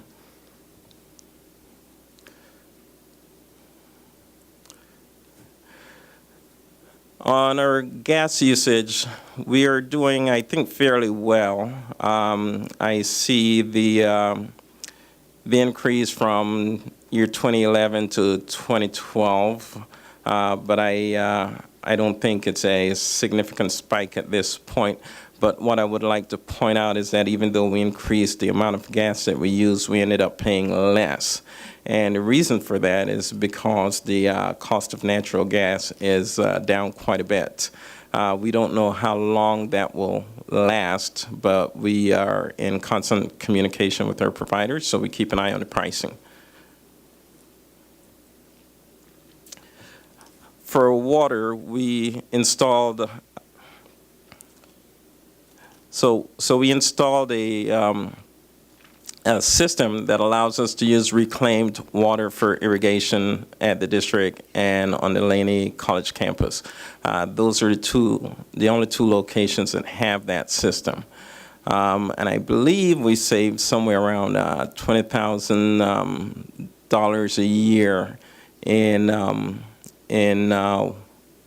in cost savings by using reclaimed water instead of potable water. But even beyond that, it's a good thing. As someone once said to me, if we say water is so precious, why is it that we flush it down in places when we don't need to do that? So that's an important takeaway. We also have attached our sprinkler system throughout the district to a weather system so that when rain is expected in sufficient amounts, our sprinkler system does not function on those days. And if you're around, you will notice that. We're working on what has been termed lawn conversion, if you will. We're doing a little bit at a time in the sense that when we put in new landscaping, it has to be bay-friendly landscaping. By bay-friendly, I refer to landscaping that can survive. So grass, shrubs, succulents, whatever types of plants that are used survive in our climate with very little maintenance and very low amounts of irrigation, which saves us water. There is a bay-friendly installation at the back gate of the College of Alameda. And not only does it save us water, it beautifies that area quite a bit. And so myself and a few others confess that they prefer to approach that campus from the rear entrance now instead of the front entrance. That's the difference that just changing the landscape has made on that campus. There are also two other efforts at lawn conversion, if you will. Some of it, and you could say it's temporary. We're looking at gardens. Over at Laney College, as you know, there's a community garden there. It's been expanded by a community group that has gone in there and cleared the land, cleaned up the land and arranged it, and has now planted. Yes. Okay.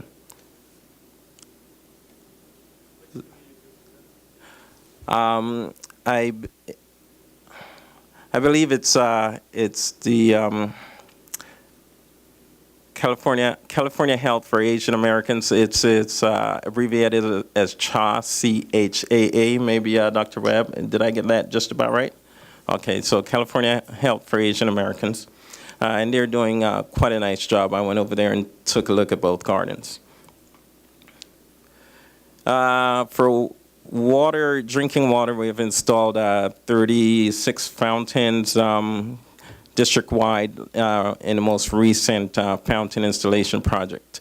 17 of those fountains came with bottle fillers, and so folks can bring their reusable water bottle to campus. Thus far, at last count, actually, by Brian Cervantes, former student trustee, we had saved 66,000 water bottles. Looking at the aggregate district water usage, we see an increase here starting in 2009. 09 to 2010, 2011 to 2012. Then we see a significant spike in 2012, from 2011 to 2012.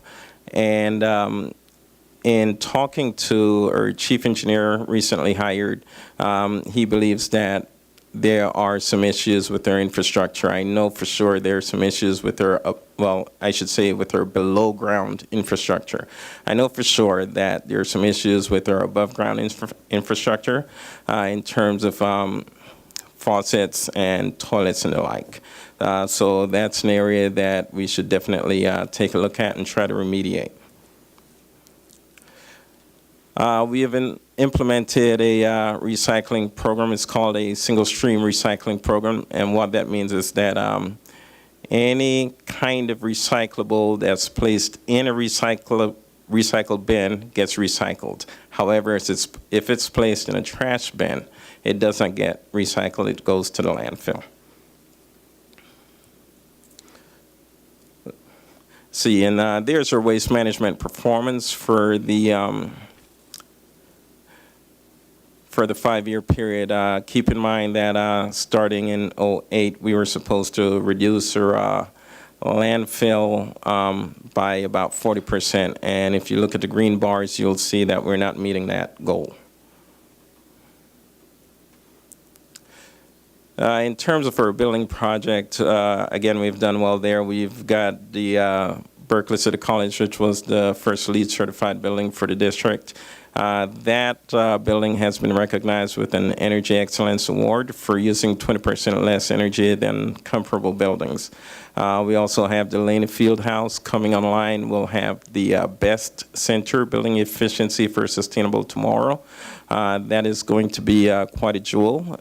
And then we have the Merit Allied Health Center in College of Alameda, building C and D, hopefully beginning construction shortly. Let's see a little bit about the Laney Best Center. We are pushing for platinum, LEED Platinum certification. We're confident that we can get gold, but we're trying to push it to LEED Platinum certification. We're also going for Perceive House certification, which is a process that's concerned with limiting energy usage. And net zero certification as well, which is supported by a technical assistance grant from PG&E, and a grant that we got some assistance in securing from one of our community partner, Emerald Cities Collaborative. So the other area I want to touch on, and very briefly, I give this area wide berth because it has to do with education, and since I'm not faculty, I don't get into any of the specifics of this, but if you have any questions in this area, Professor Robin Freeman of Merritt College is here tonight. So this is a sustainability work group that faculty members asked for. And they did so under the auspices of the Chancellor's Advisory Committee on Sustainability. So they have asked Robin to be their facilitator until they decide differently. So he'll be doing that. It's mainly staffed by faculty members of Merritt and Laney College campuses, but it's open to everybody. And the idea behind this is that the district offers a lot of sustainability education already, but we could do better with collaboration and come up and make the programs we have stronger. There could be some synergies. Special program, I said before, I mentioned some community members. Emerald Cities Collaborative, they have helped us with technical assistance. They have also helped us with grant application. East Bay Green Corridor, they work hard to help local companies with their introduction of emerging green technologies. We have here with us tonight representatives from Sun Synchrony and Ergsol. They're producing solar collectors that are pushing 90% efficiency versus a regular solar panel, which runs at the very highest 21% efficiency. And so I have already mentioned some of the things that we've accomplished with Emerald City, and I see my time is short, so I will just get towards the end here. Of course, we do our annual Sustainability Festival. It gets better and better each year. The estimated attendance at the last festival was somewhere between 1,400 and 1,600 attendees. We had over 60 exhibitors, and at that festival we featured and they call it a smart transportation fest, if you will, with electric cars, alternative transportation. And I think for the first time, regarding internships, for the first time we actually wrote an internship requirement into one of our RFP, which was the RFP for the Laney photovoltaic system. And we gave that over to the Laney faculty to pursue that with the contractor. And so in the last two slides, I list some recommendations and some steps moving forward. I think we certainly need to update the admin procedures and the sustainability policy. We're working on that. We need to create a climate action plan or do a carbon inventory. They're one and the same. So those are some areas that we need to touch on. Thank you very much, Charles. In a final note, I wanted to let the board know that due to Proposition 39 that has to do with sustainability, it is being envisaged that the district will be able to receive over $900,000 annually from the state for a 5-year period. And plans are being made right now as to how that type of funding will be utilized and what is going to be utilized for. So there are programs like metro-based commissioning that are going to be coming up to be able to utilize such funds. And so that is the last part of it, and we'll take any questions. Thank you.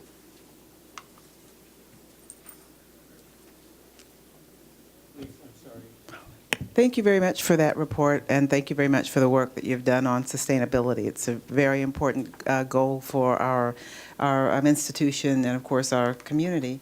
I have a question regarding the irrigation, and the question is whether the irrigation system connections to the weather system are done campus-wide, district-wide, or are there a few where this has been installed and some that we're still getting to? Yeah, a couple of years ago, the district undertook the recycling of water, and at the same time, we had the sprinkler system tied to the National Weather Service. And we do have a computer in the Department of General Services that monitors activities so that when there's going to be rain, the sprinkler should not go off. And if some of the sprinklers are going off in the right direction, we're also able to know that. Oh, okay. So this is for all campuses. So we will know if it happens to be going when it's raining. Yes. At least we'll know and be able to shut it off. Yeah, the system is supposed to be able to shut it off, and it's working. And my other question is regarding the implementation of LEED, I guess I should say technology in some instances, or LEED guidelines for existing buildings.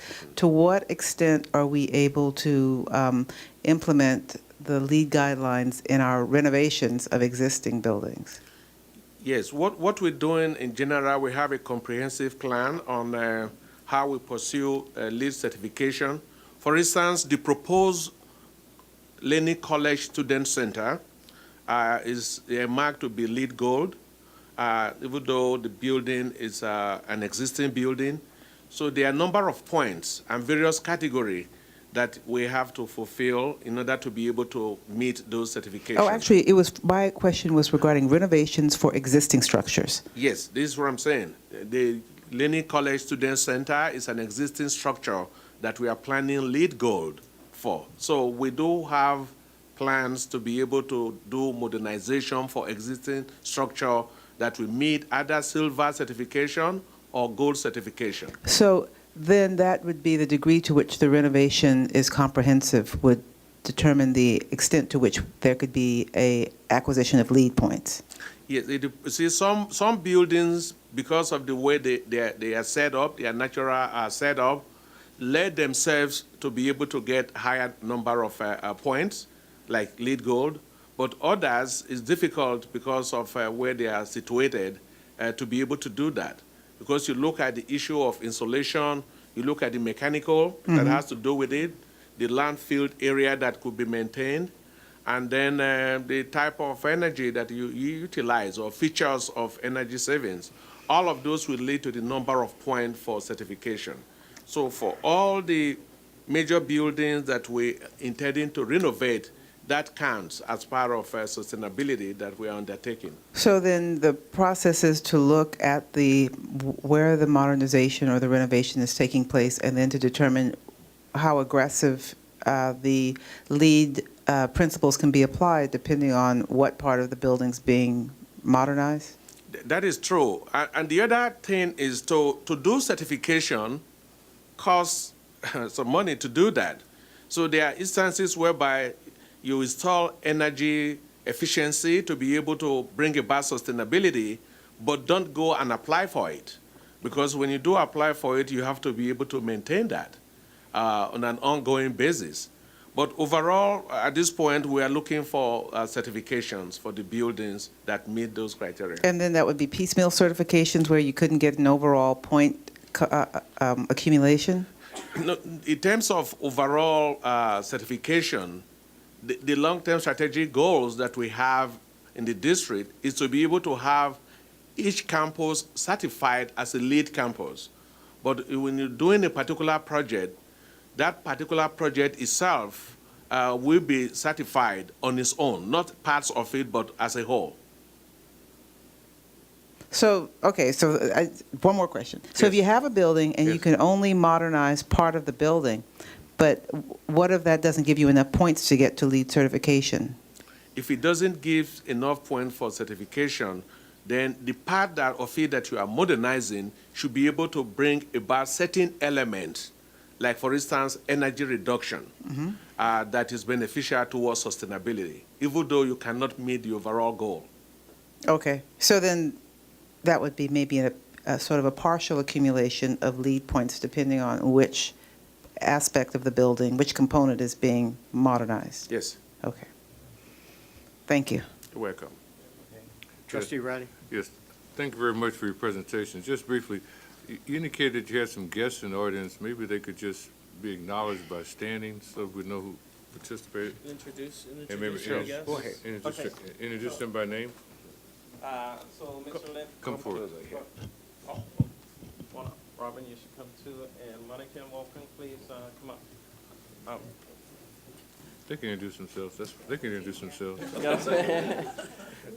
Just in case. I'm very proud to introduce everyone here because everyone here is, well, with the exception of Tara, who works in programming.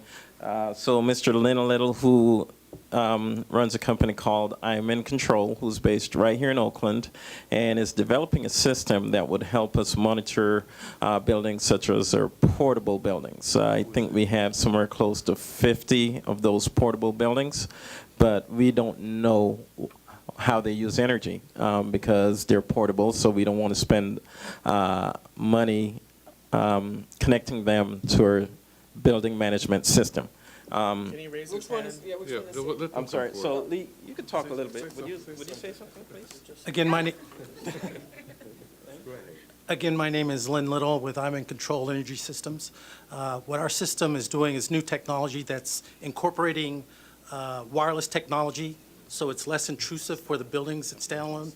And to get to your point, we're going to, for each one of the modulars, for LEED certification, there's up to 3 points for existing technology and for the buildings. Great. So the projects that we're working on right now, because we went through Charles's group and the engineers, they wanted something. Right now, all the maintenance people and engineers have to go to the modular buildings to adjust climate control. Ours will be able to help them do that remotely. So it'll cut and reduce energy cost, and there'll be LEED points available. Okay, Thank you very Thank you. Okay. We have Robin Friedman from Mary College. Can you say a word, please? So along with the physical plant improvements for sustainability, it also gives us instructional opportunities. So I'm working with other faculty in a working group and are to both increase student awareness of sustainability across campuses and across disciplines, and also increase the enrollment in our existing environmental and sustainability programs. And we'll have our next workshop on in staff development days in August. So you're welcome to come. Sure, and next, Ms. Tara Marchand, Emerald Cities Collaborative. Hi, everybody. I've had the pleasure of working with quite a few of you, probably often more than you want, but I do. I'm quite persistent. I'm not a campaign, I represent Oakland, and I'm a part of a campaign to green cities, and we have a community college initiative, and as we said, we've brought in Hilda Solis to kick it off. We've helped benchmark the buildings through all the campuses. We brought revenue from the PG&E grant for the Best Center, and our role is to accelerate public infrastructure in a green way, but specifically targeting workforce outcomes for low-income communities and communities of color, looking at equity, looking at the environment, and ultimately to help with folks, low middle incomes, folks who don't have the opportunity of the green economy. So we really are looking forward to helping Peralta, who's done so much, accelerate its outcomes. Thank you. And next, we have Monica and Wolfgang Weiss. They're with ERGSOL. Please step up.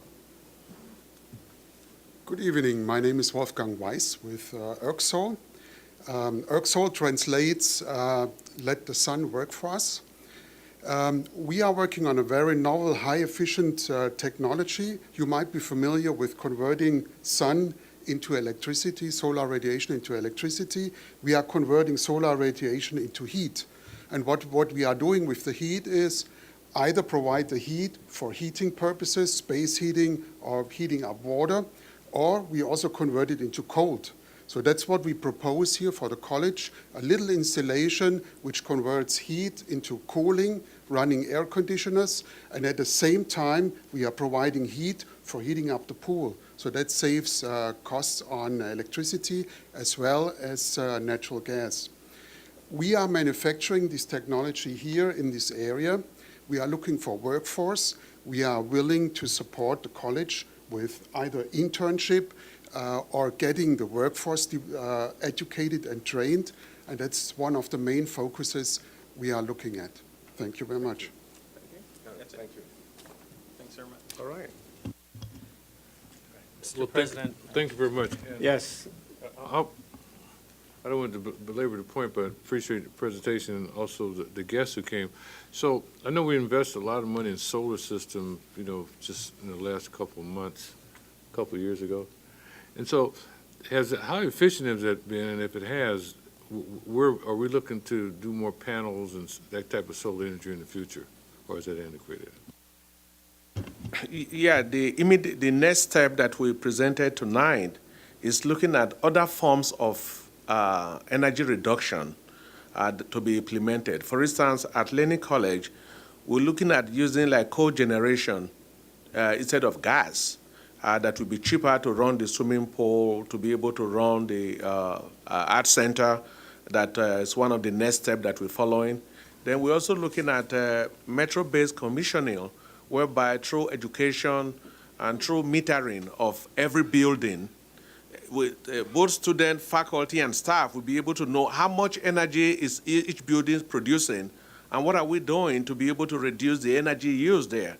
Right. Can we turn off the lights when nobody is in the class? So those are going to be some of the next steps to be able to do this. Of course, technology keeps changing and improving, right. But the major area where we need to do more work right now is College of Alameda also. Thank you. Trustee, Thank you, Mr. President. I wanted to I think one of the values that we have as a district is to engage our community partners. I think that's one of our strategic goals, is to do that, and it's nice to see that we've done that, and we have some of those partners here. One of the things that's sort of been on my mind for the last couple of years is that when we entered into a project labor agreement, one of the specific outcomes is that we not only make sure that we get projects delivered on budget and on time, but that we also engage our student workforce. We have an excellent vocational career technical program, particularly Laney College, and I'm heartened to see that Emerald Cities, for example, has their expertise, I guess, is to figure out how to accelerate that process. It's been too long. I don't think we have had any students, as far as I know, actually participate in those projects. So what I'd like to see is actually have a project identified that we can actually go in and weatherize and put students on that particular project. We have lots of work going out. We have certainly construction happening up at Merritt College. We have energy efficiency needs at all our campuses. But how do we do that? How do we make that connection clearer between the workforce development needs of our community and make sure that our students are part of that process? That's been lacking, and I'm hoping that we can identify a project to make sure that that happens, particularly with the dedicated funding source that we have coming down from Prop 39.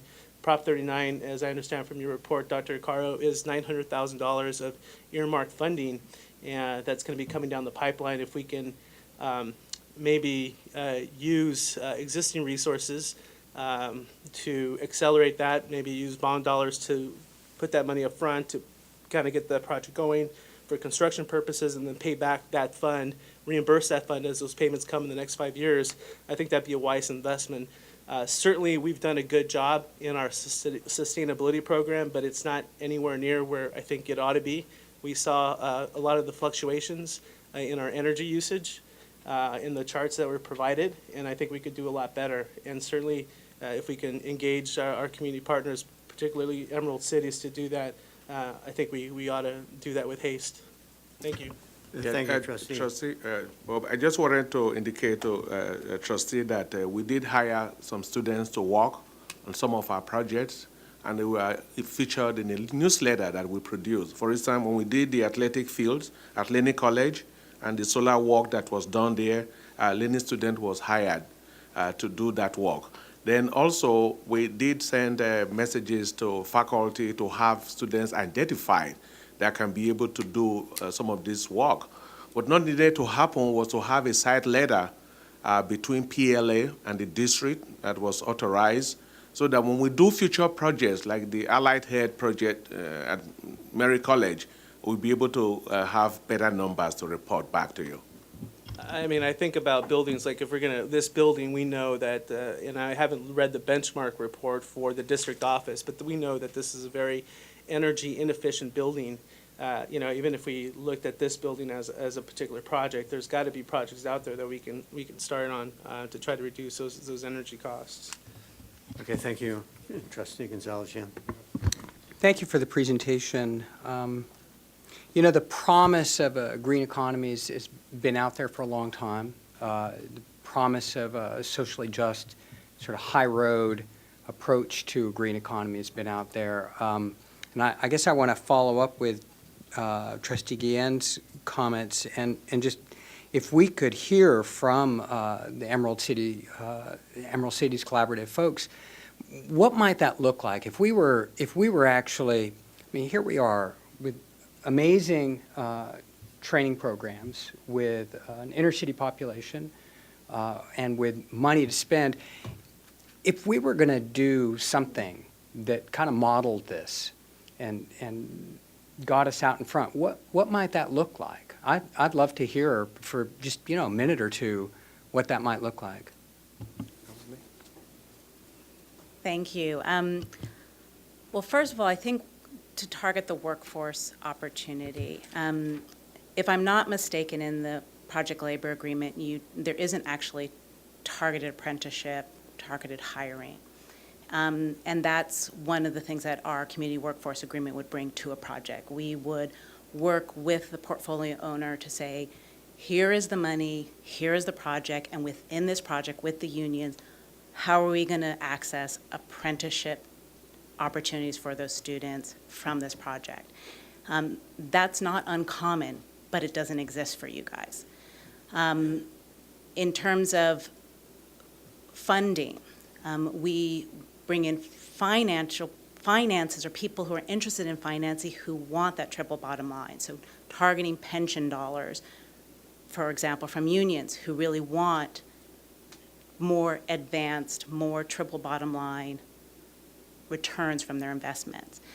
That's the kind of people we want to bring to the table because all of us have the same outcome and intention, but we're not actually talking around any specificity. To give you an example of one of the projects in Los Angeles, $30 million project with the Southern Cal Ren. None of it targeted equity or workforce. So Emerald City said, we'll take that on. We got foundation dollars, brought in $250,000 to do small business minority contracting assistance so that contractors could participate. With Allen Temple Baptist Church, one of our projects, we're targeting them to help them become a node for economic opportunity since they do so many social programs. So we're very much a flexible partner working with what you want and accelerating what we all want through these projects. It doesn't have a stamp, there's not a standard stamp. It's how do we work with your population, with your portfolio, to accelerate what you want and integrate the workforce for the sector? Does that answer your question? A little bit. It's a little vague. I'm trying to understand what it might look like specifically. Well, I'll tell you, I think one of the challenges around specificity is we need a project to look at. And if we're looking at, say, the commissioning, energy management commissioning, we know that you guys have ability to put in the actual technology, but you may not have money to do it through the whole district. So then we would bring in financing to actually target energy management systems throughout the district and then work with you around the curriculum. Again, it's looking at what you already have the ability to do and taking the pilot to look at leveraging it up to greater outcomes within the district. Yeah, I think Mr. Friedman wants to share some light on your question, trustee. I think Emerald Cities is talking about, the policy level and the broad amount of the types of projects that can be tied in. We have a pilot project that's in its third year now with a partnership at Merritt with the City of Oakland and the former redevelopment agency when there was such a thing. And it's in internships where we linked the City of Oakland, Oakland schools, and the East Bay Regional Parks. And so we were asked by the regional parks, who have going to have an 80% turnover in employees in the next 5 years and are looking to diversify their workforce. So right now we have our first intern whom we trained and was a student at Merritt from this Greenworks Development Project partnership with the City of Oakland, and we kept him in internships and a number of our students in internships, and now he's the first intern in this new Regional Parks Collaborative, and we'll be bringing that. So that's an example of the practical linkage, and we'll bringing that to you soon. I don't know if that answers, and then of course in our own facility we hire students to work on it, but it's complicated. I mean, it takes a lot of, legally and so on. So in terms of hiring students to work on projects on campuses, I think it's something we're all trying to figure out how to invent.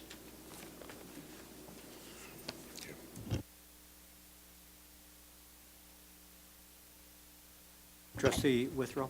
No, I just wanted to add one more thing to give some clarification.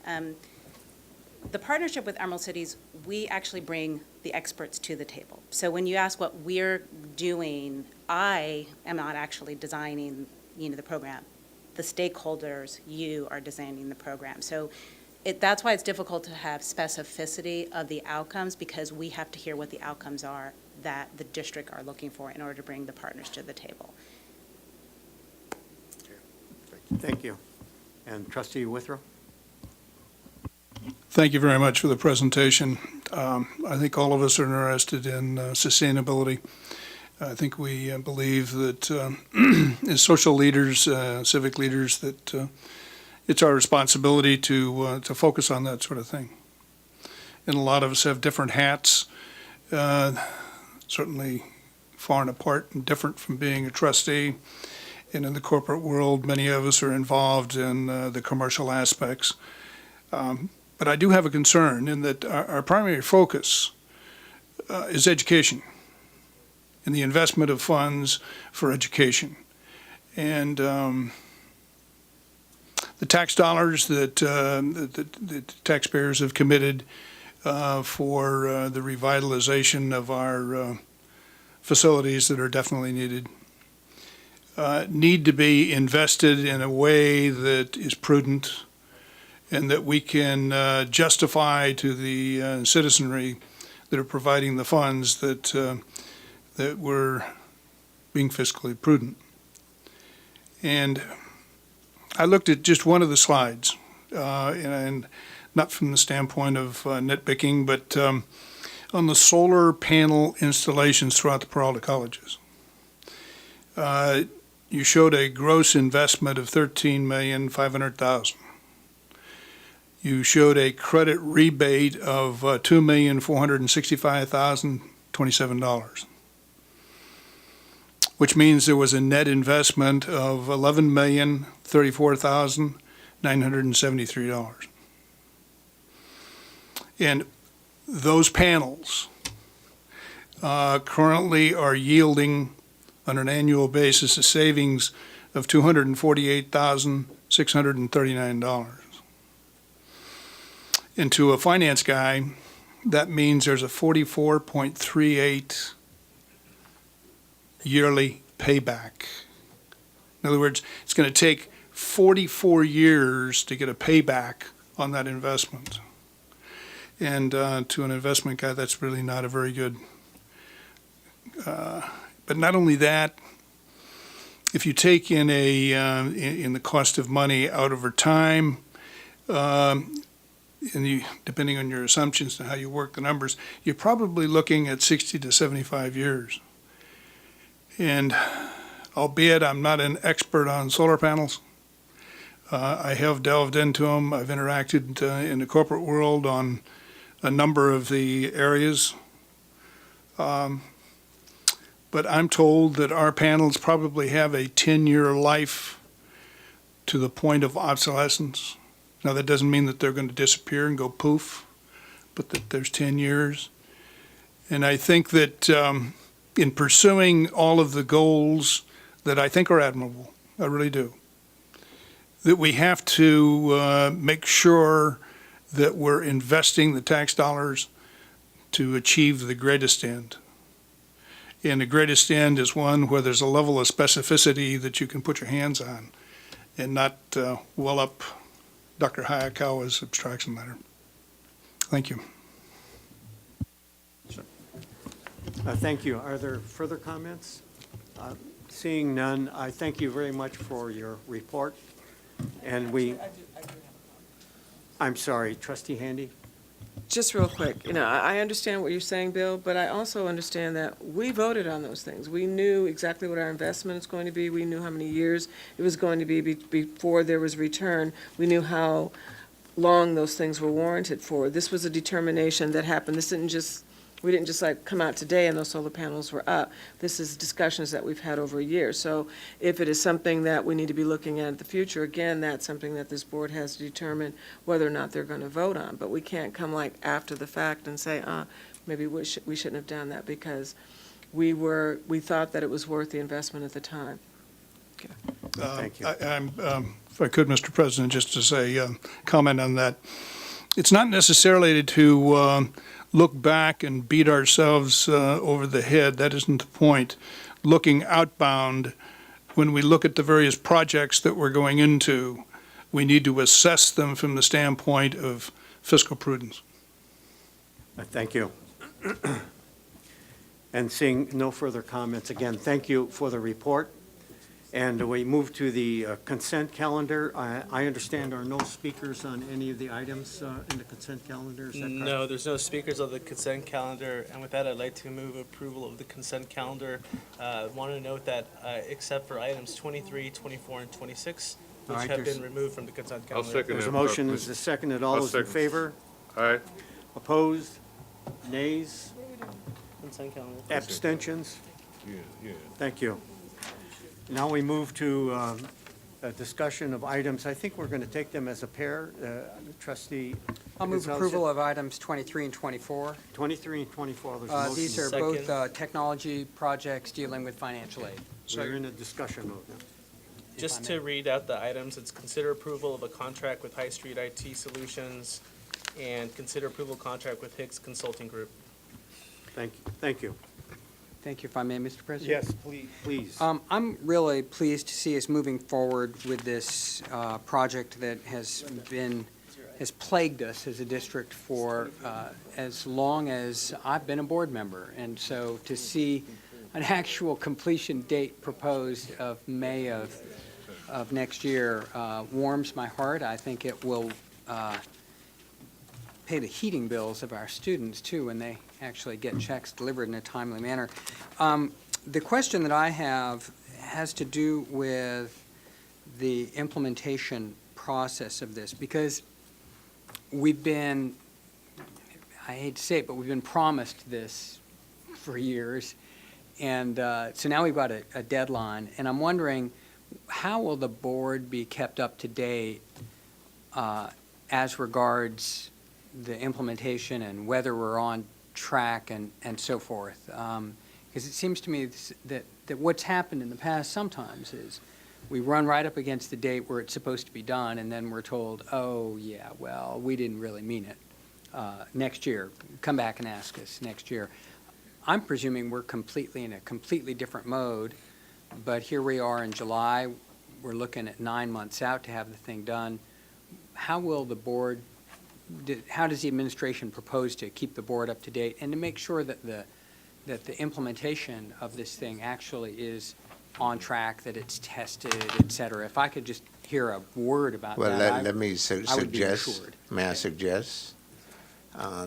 This particular project, the financial aid module, is scheduled for implementation, I believe, January 1, 2014, based on the calendar year, which is when financial aid applications are processed. We are clear about that deadline. The board shall be kept apprised of our progress through my board updates. If there are any problems, we will share that with you, but we've and of course I can have Associate Vice Chancellor Matlock talk to this point, but I have confidence that we are not only moving forward, but we have a great team of staff led by Associate Vice Chancellor Matlock, and I don't know if that answers your question, but we're monitoring this process all the way through because we've have spent the last 9 months with the eye on the prize, and the eye of the prize is to have a student financial aid module in place by January 14. If I may follow up, see, my memory was in fact the January 2014, but then I looked at the end of this item and it said anticipated completion May 31, 2014. So then I thought, okay, well, I guess we've moved it 5 months, but maybe we're in January? Maybe is that what we're looking at, or is it May? I think there's a parallel process going on. So Calvin, you want to step up to the podium, just kind of answer that question, but. Because if it were January, I'd even be happier. I'll send out a tweet right now. I'll learn. Okay, good evening. Here's how it works. You asked 2 questions. I want to make sure that we're clear on this. What we develop is what we call a communication plan. And with that within that communication plan, we include the chancellor and the board. And that's how we would keep updates. You tell us how often you want to have updates. Typically every month or so, we can also give updates on milestones.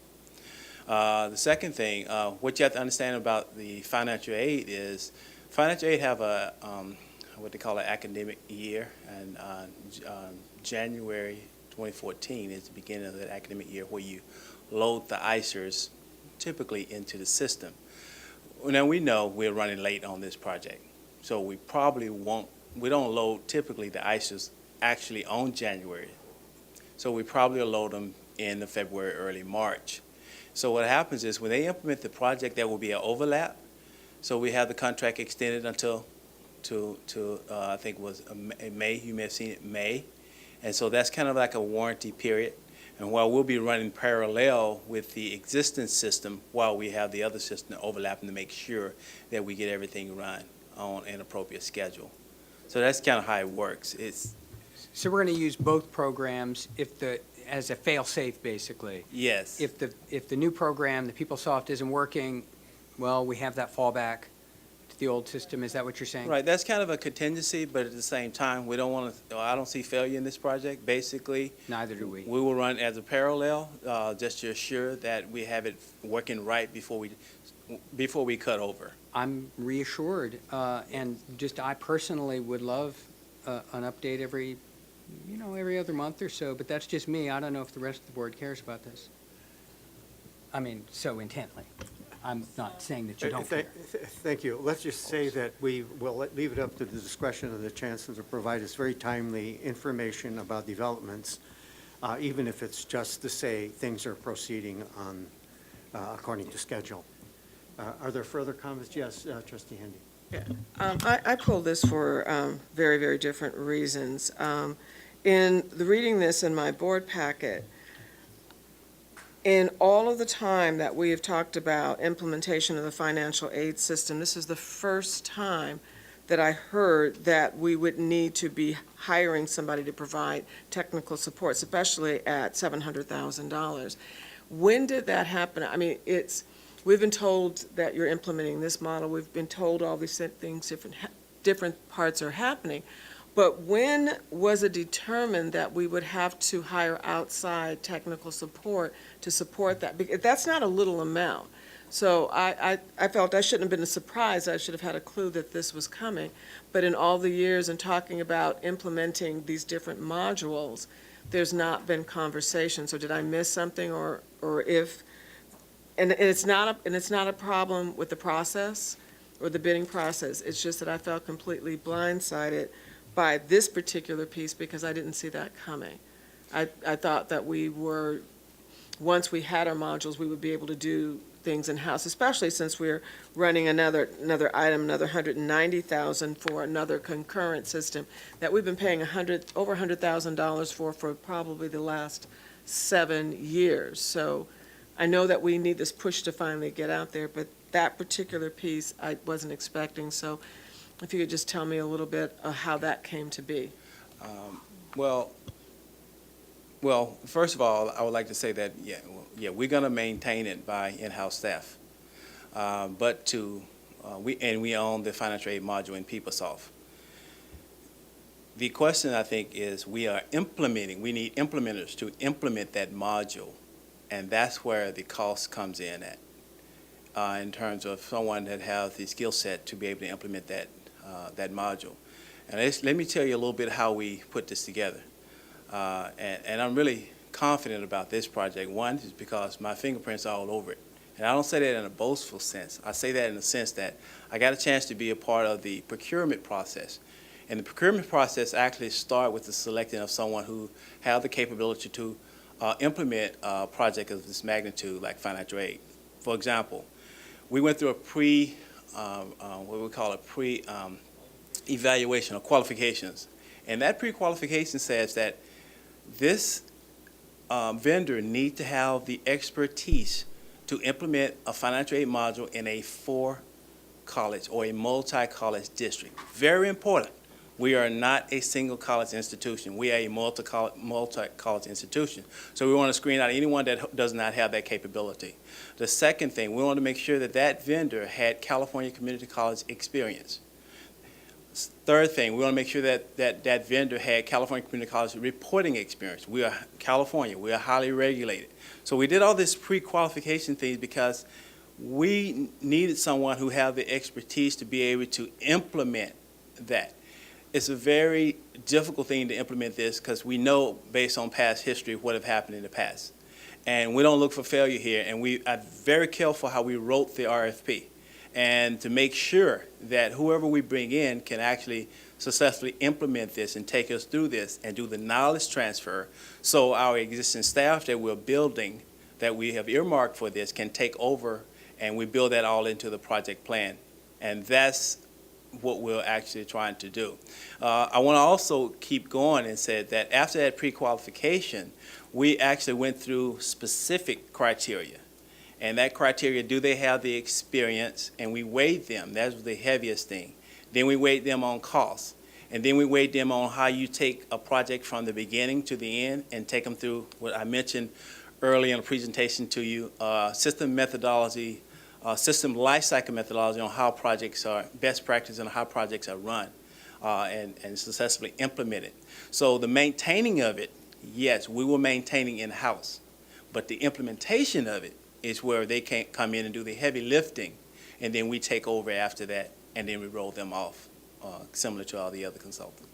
I hope that helped give a little more insight into what we're doing. But I am so excited about this, not only that, because the in-house staff that we had a kickoff meeting, I think, a couple weeks ago. And if you could have seen that kickoff meeting with the support that we had. I mean, we had financial aid supervisors from all of the colleges. We had Adele, the Associate Vice Chancellor, here. We had a student representative for a trustee that was here. We had we actually have more support. I'm more comfortable with this project than pretty much any project that I've been a part of, and this large and this magnitude. Yes. Thank you, Vice Chancellor, for the presentation. My question regarding this item that was triggered by the discussion is what portion of that cost is for the implementation if we already own this process or own this module? We're not paying for a license. This is all consultant time, the whole $696,000? Yes. And I'm just curious as to the breadth of that. What is that? What does that entail, that $696,000? Well, let me give you a few details. When I laid this project out in the RFP, I put a template in the end of it. And it goes through a complete, what I call system lifecycle methodology, which is kind of well known in the IT industry. And the first thing they do is what they call a project charter. Then they build the requirements, and they do something called fit gap. And what fit gap is they look at the existing technology, PeopleSoft, for example. And then they take our business requirements. These are Peralta's requirements for a college district, one OBID code, I believe that's what it's called, which means each college can actually report on a federal reporting separately.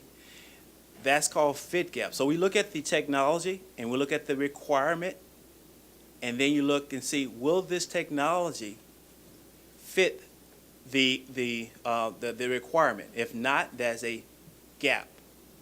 And then you say, okay, we need to customize this to make that fit. And you keep going through this in iterations until you have this fit gap document and the customization that's required. Well, that's where the meat and potatoes are, right in the fit gap and building the requirements for this. And going through those iterations will determine how much technical aptitude that it's going to take to actually keep implementing. So we keep on going once that's done, and then we do process mapping. They help us do process mapping, which should be done at each of the colleges. How do we do business? So it's not just the technology, it's the process on how you do business, how financial aid is actually processed. And then when we get finished with that's called the initialization and planning, you go to the analysis and the design, and you start designing the structure of your system. So configuring the PeopleSoft system, how it should work, how it should report, what the students should see, how it should send letters out to students, notifications, all those type of all those intricacy things that need to happen in a system. And when you get through with that, you get into the part where you do a data conversion. Now, what is a data conversion? We have an existing mainframe system that's already sitting out there. Now you got to convert all that data and go back 5 years or 7 years, how many years? I think we have 5 years, and take this data, transform it, and push it into this new system. So are we talking about multiple senior consultants with staff? What are we talking about in terms of man hours and staffing? We're talking about staffing of probably 4 to 5 consultants, and that is a project manager, a senior consultant, a conversion specialist, someone who can actually convert from one old existing system to a new system, and probably, yes, about 4 consultants that's required on this one. Mm-hmm. And what we'll do from our standpoint, and a functional person. A functional person is like a business analyst, a business person that understands financial aid. So we'll match it with, say, our director of financial aid, they'll have someone that's a part of their financial aid. We have a technical consultant, they'll have a technical consultant. We have a project manager, they'll have a project manager. And then we'll have what we call a financials consultant. And so all these, as they implementing, we're there watching, so we're learning how this module works. So we're building ourselves up for the transition plan so we can actually take on this and maintain it, as what I think Trustee Handy was mentioning too. Trustee Gonzalez-Yan. Thank you. I think one of the things that would have helped just in the presentation to the board materials is actually reference back to this strategy planning document, both in terms of the time frame and then also the budget. Because I was just looking at it and seeing, okay, because Trustee Handy said, well, this wasn't in it, this money. And then I went and looked. And actually, as I look at the budget, this is on page 56 of the strategy plan for IT. There's a budget for financial aid implementation, year 2, implementation services from external contractor, $900,000. It's there. This is actually coming in a little under budget, but I think that would have actually just helped referring to the document that we've already seen, that we've approved, et cetera. And then I think it just gives a level of comfort to the board. This isn't a surprise. It's a lot of details, et cetera. And I don't know, I find comfort in that. I hope I'm looking at the right thing. I'll apologize for that because we do make reference to Project 3.7 in the IT strategy. Yeah. Unfortunately, we didn't reference the page and that sort of thing, but we are I like those cognizant. Gantt charts. I like the things that show the understand. budget, et cetera. So this is helpful for me, and maybe it's helpful for you, Trustee. Right. Thank you. But I appreciate you looking that up because it has been in the plan. Trustee Henry. Just one more quick question. Is there a lifespan for a fit gap analysis? Because I know we've done those before. Would you not use that? Are they no longer relevant? If they did a fit gap analysis 5 years ago, is that something that they would not be relevant now? And what would make it not relevant now? It is relevant. Oh. We have it.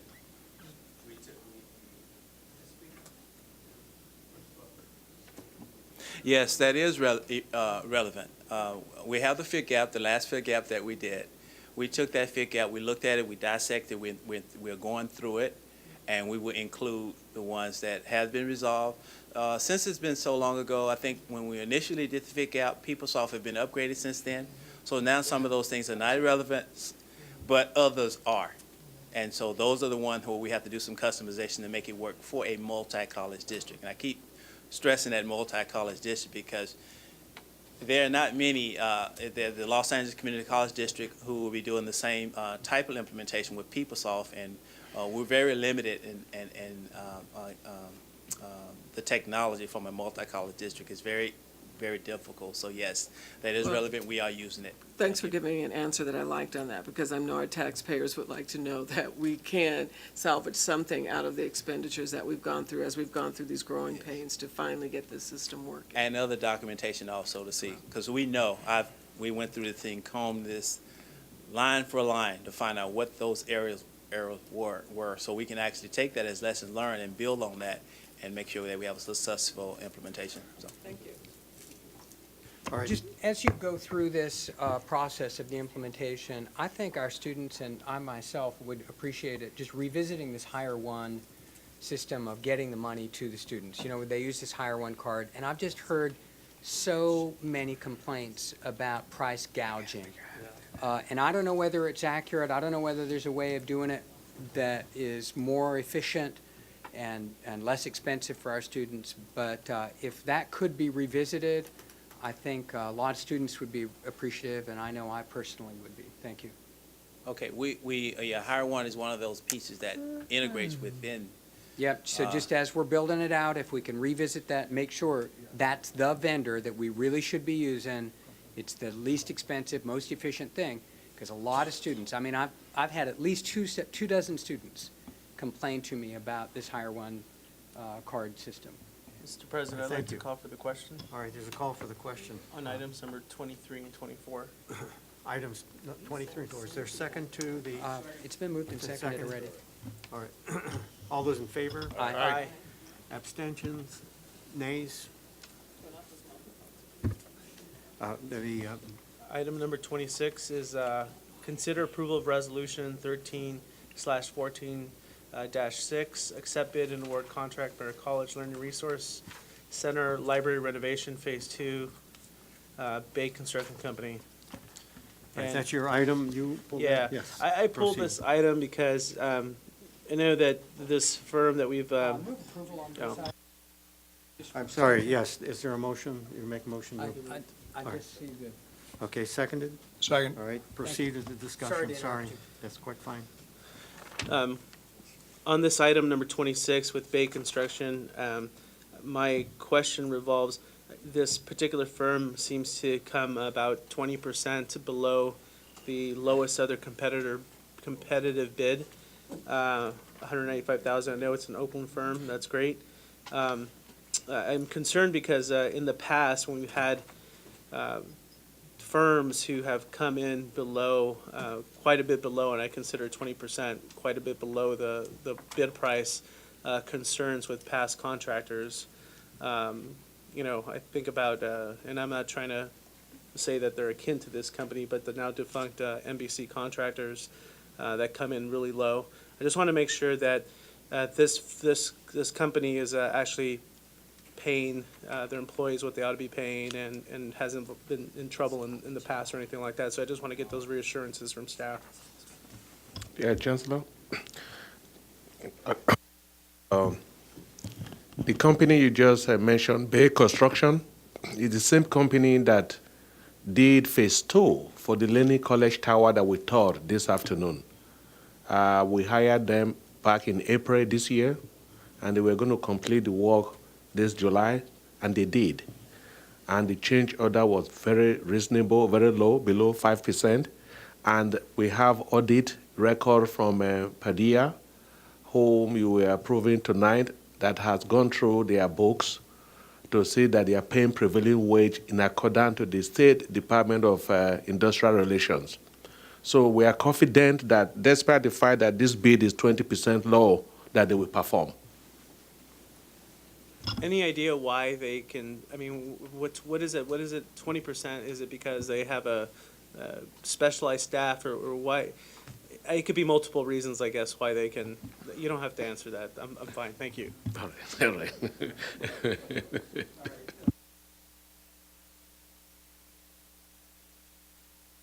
Aye.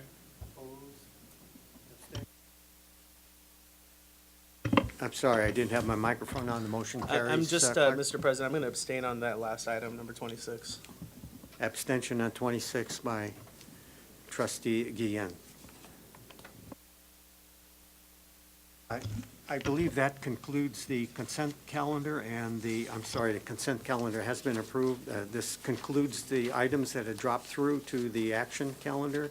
And with that, the major part of the agenda is concluded. Do we have closing comments?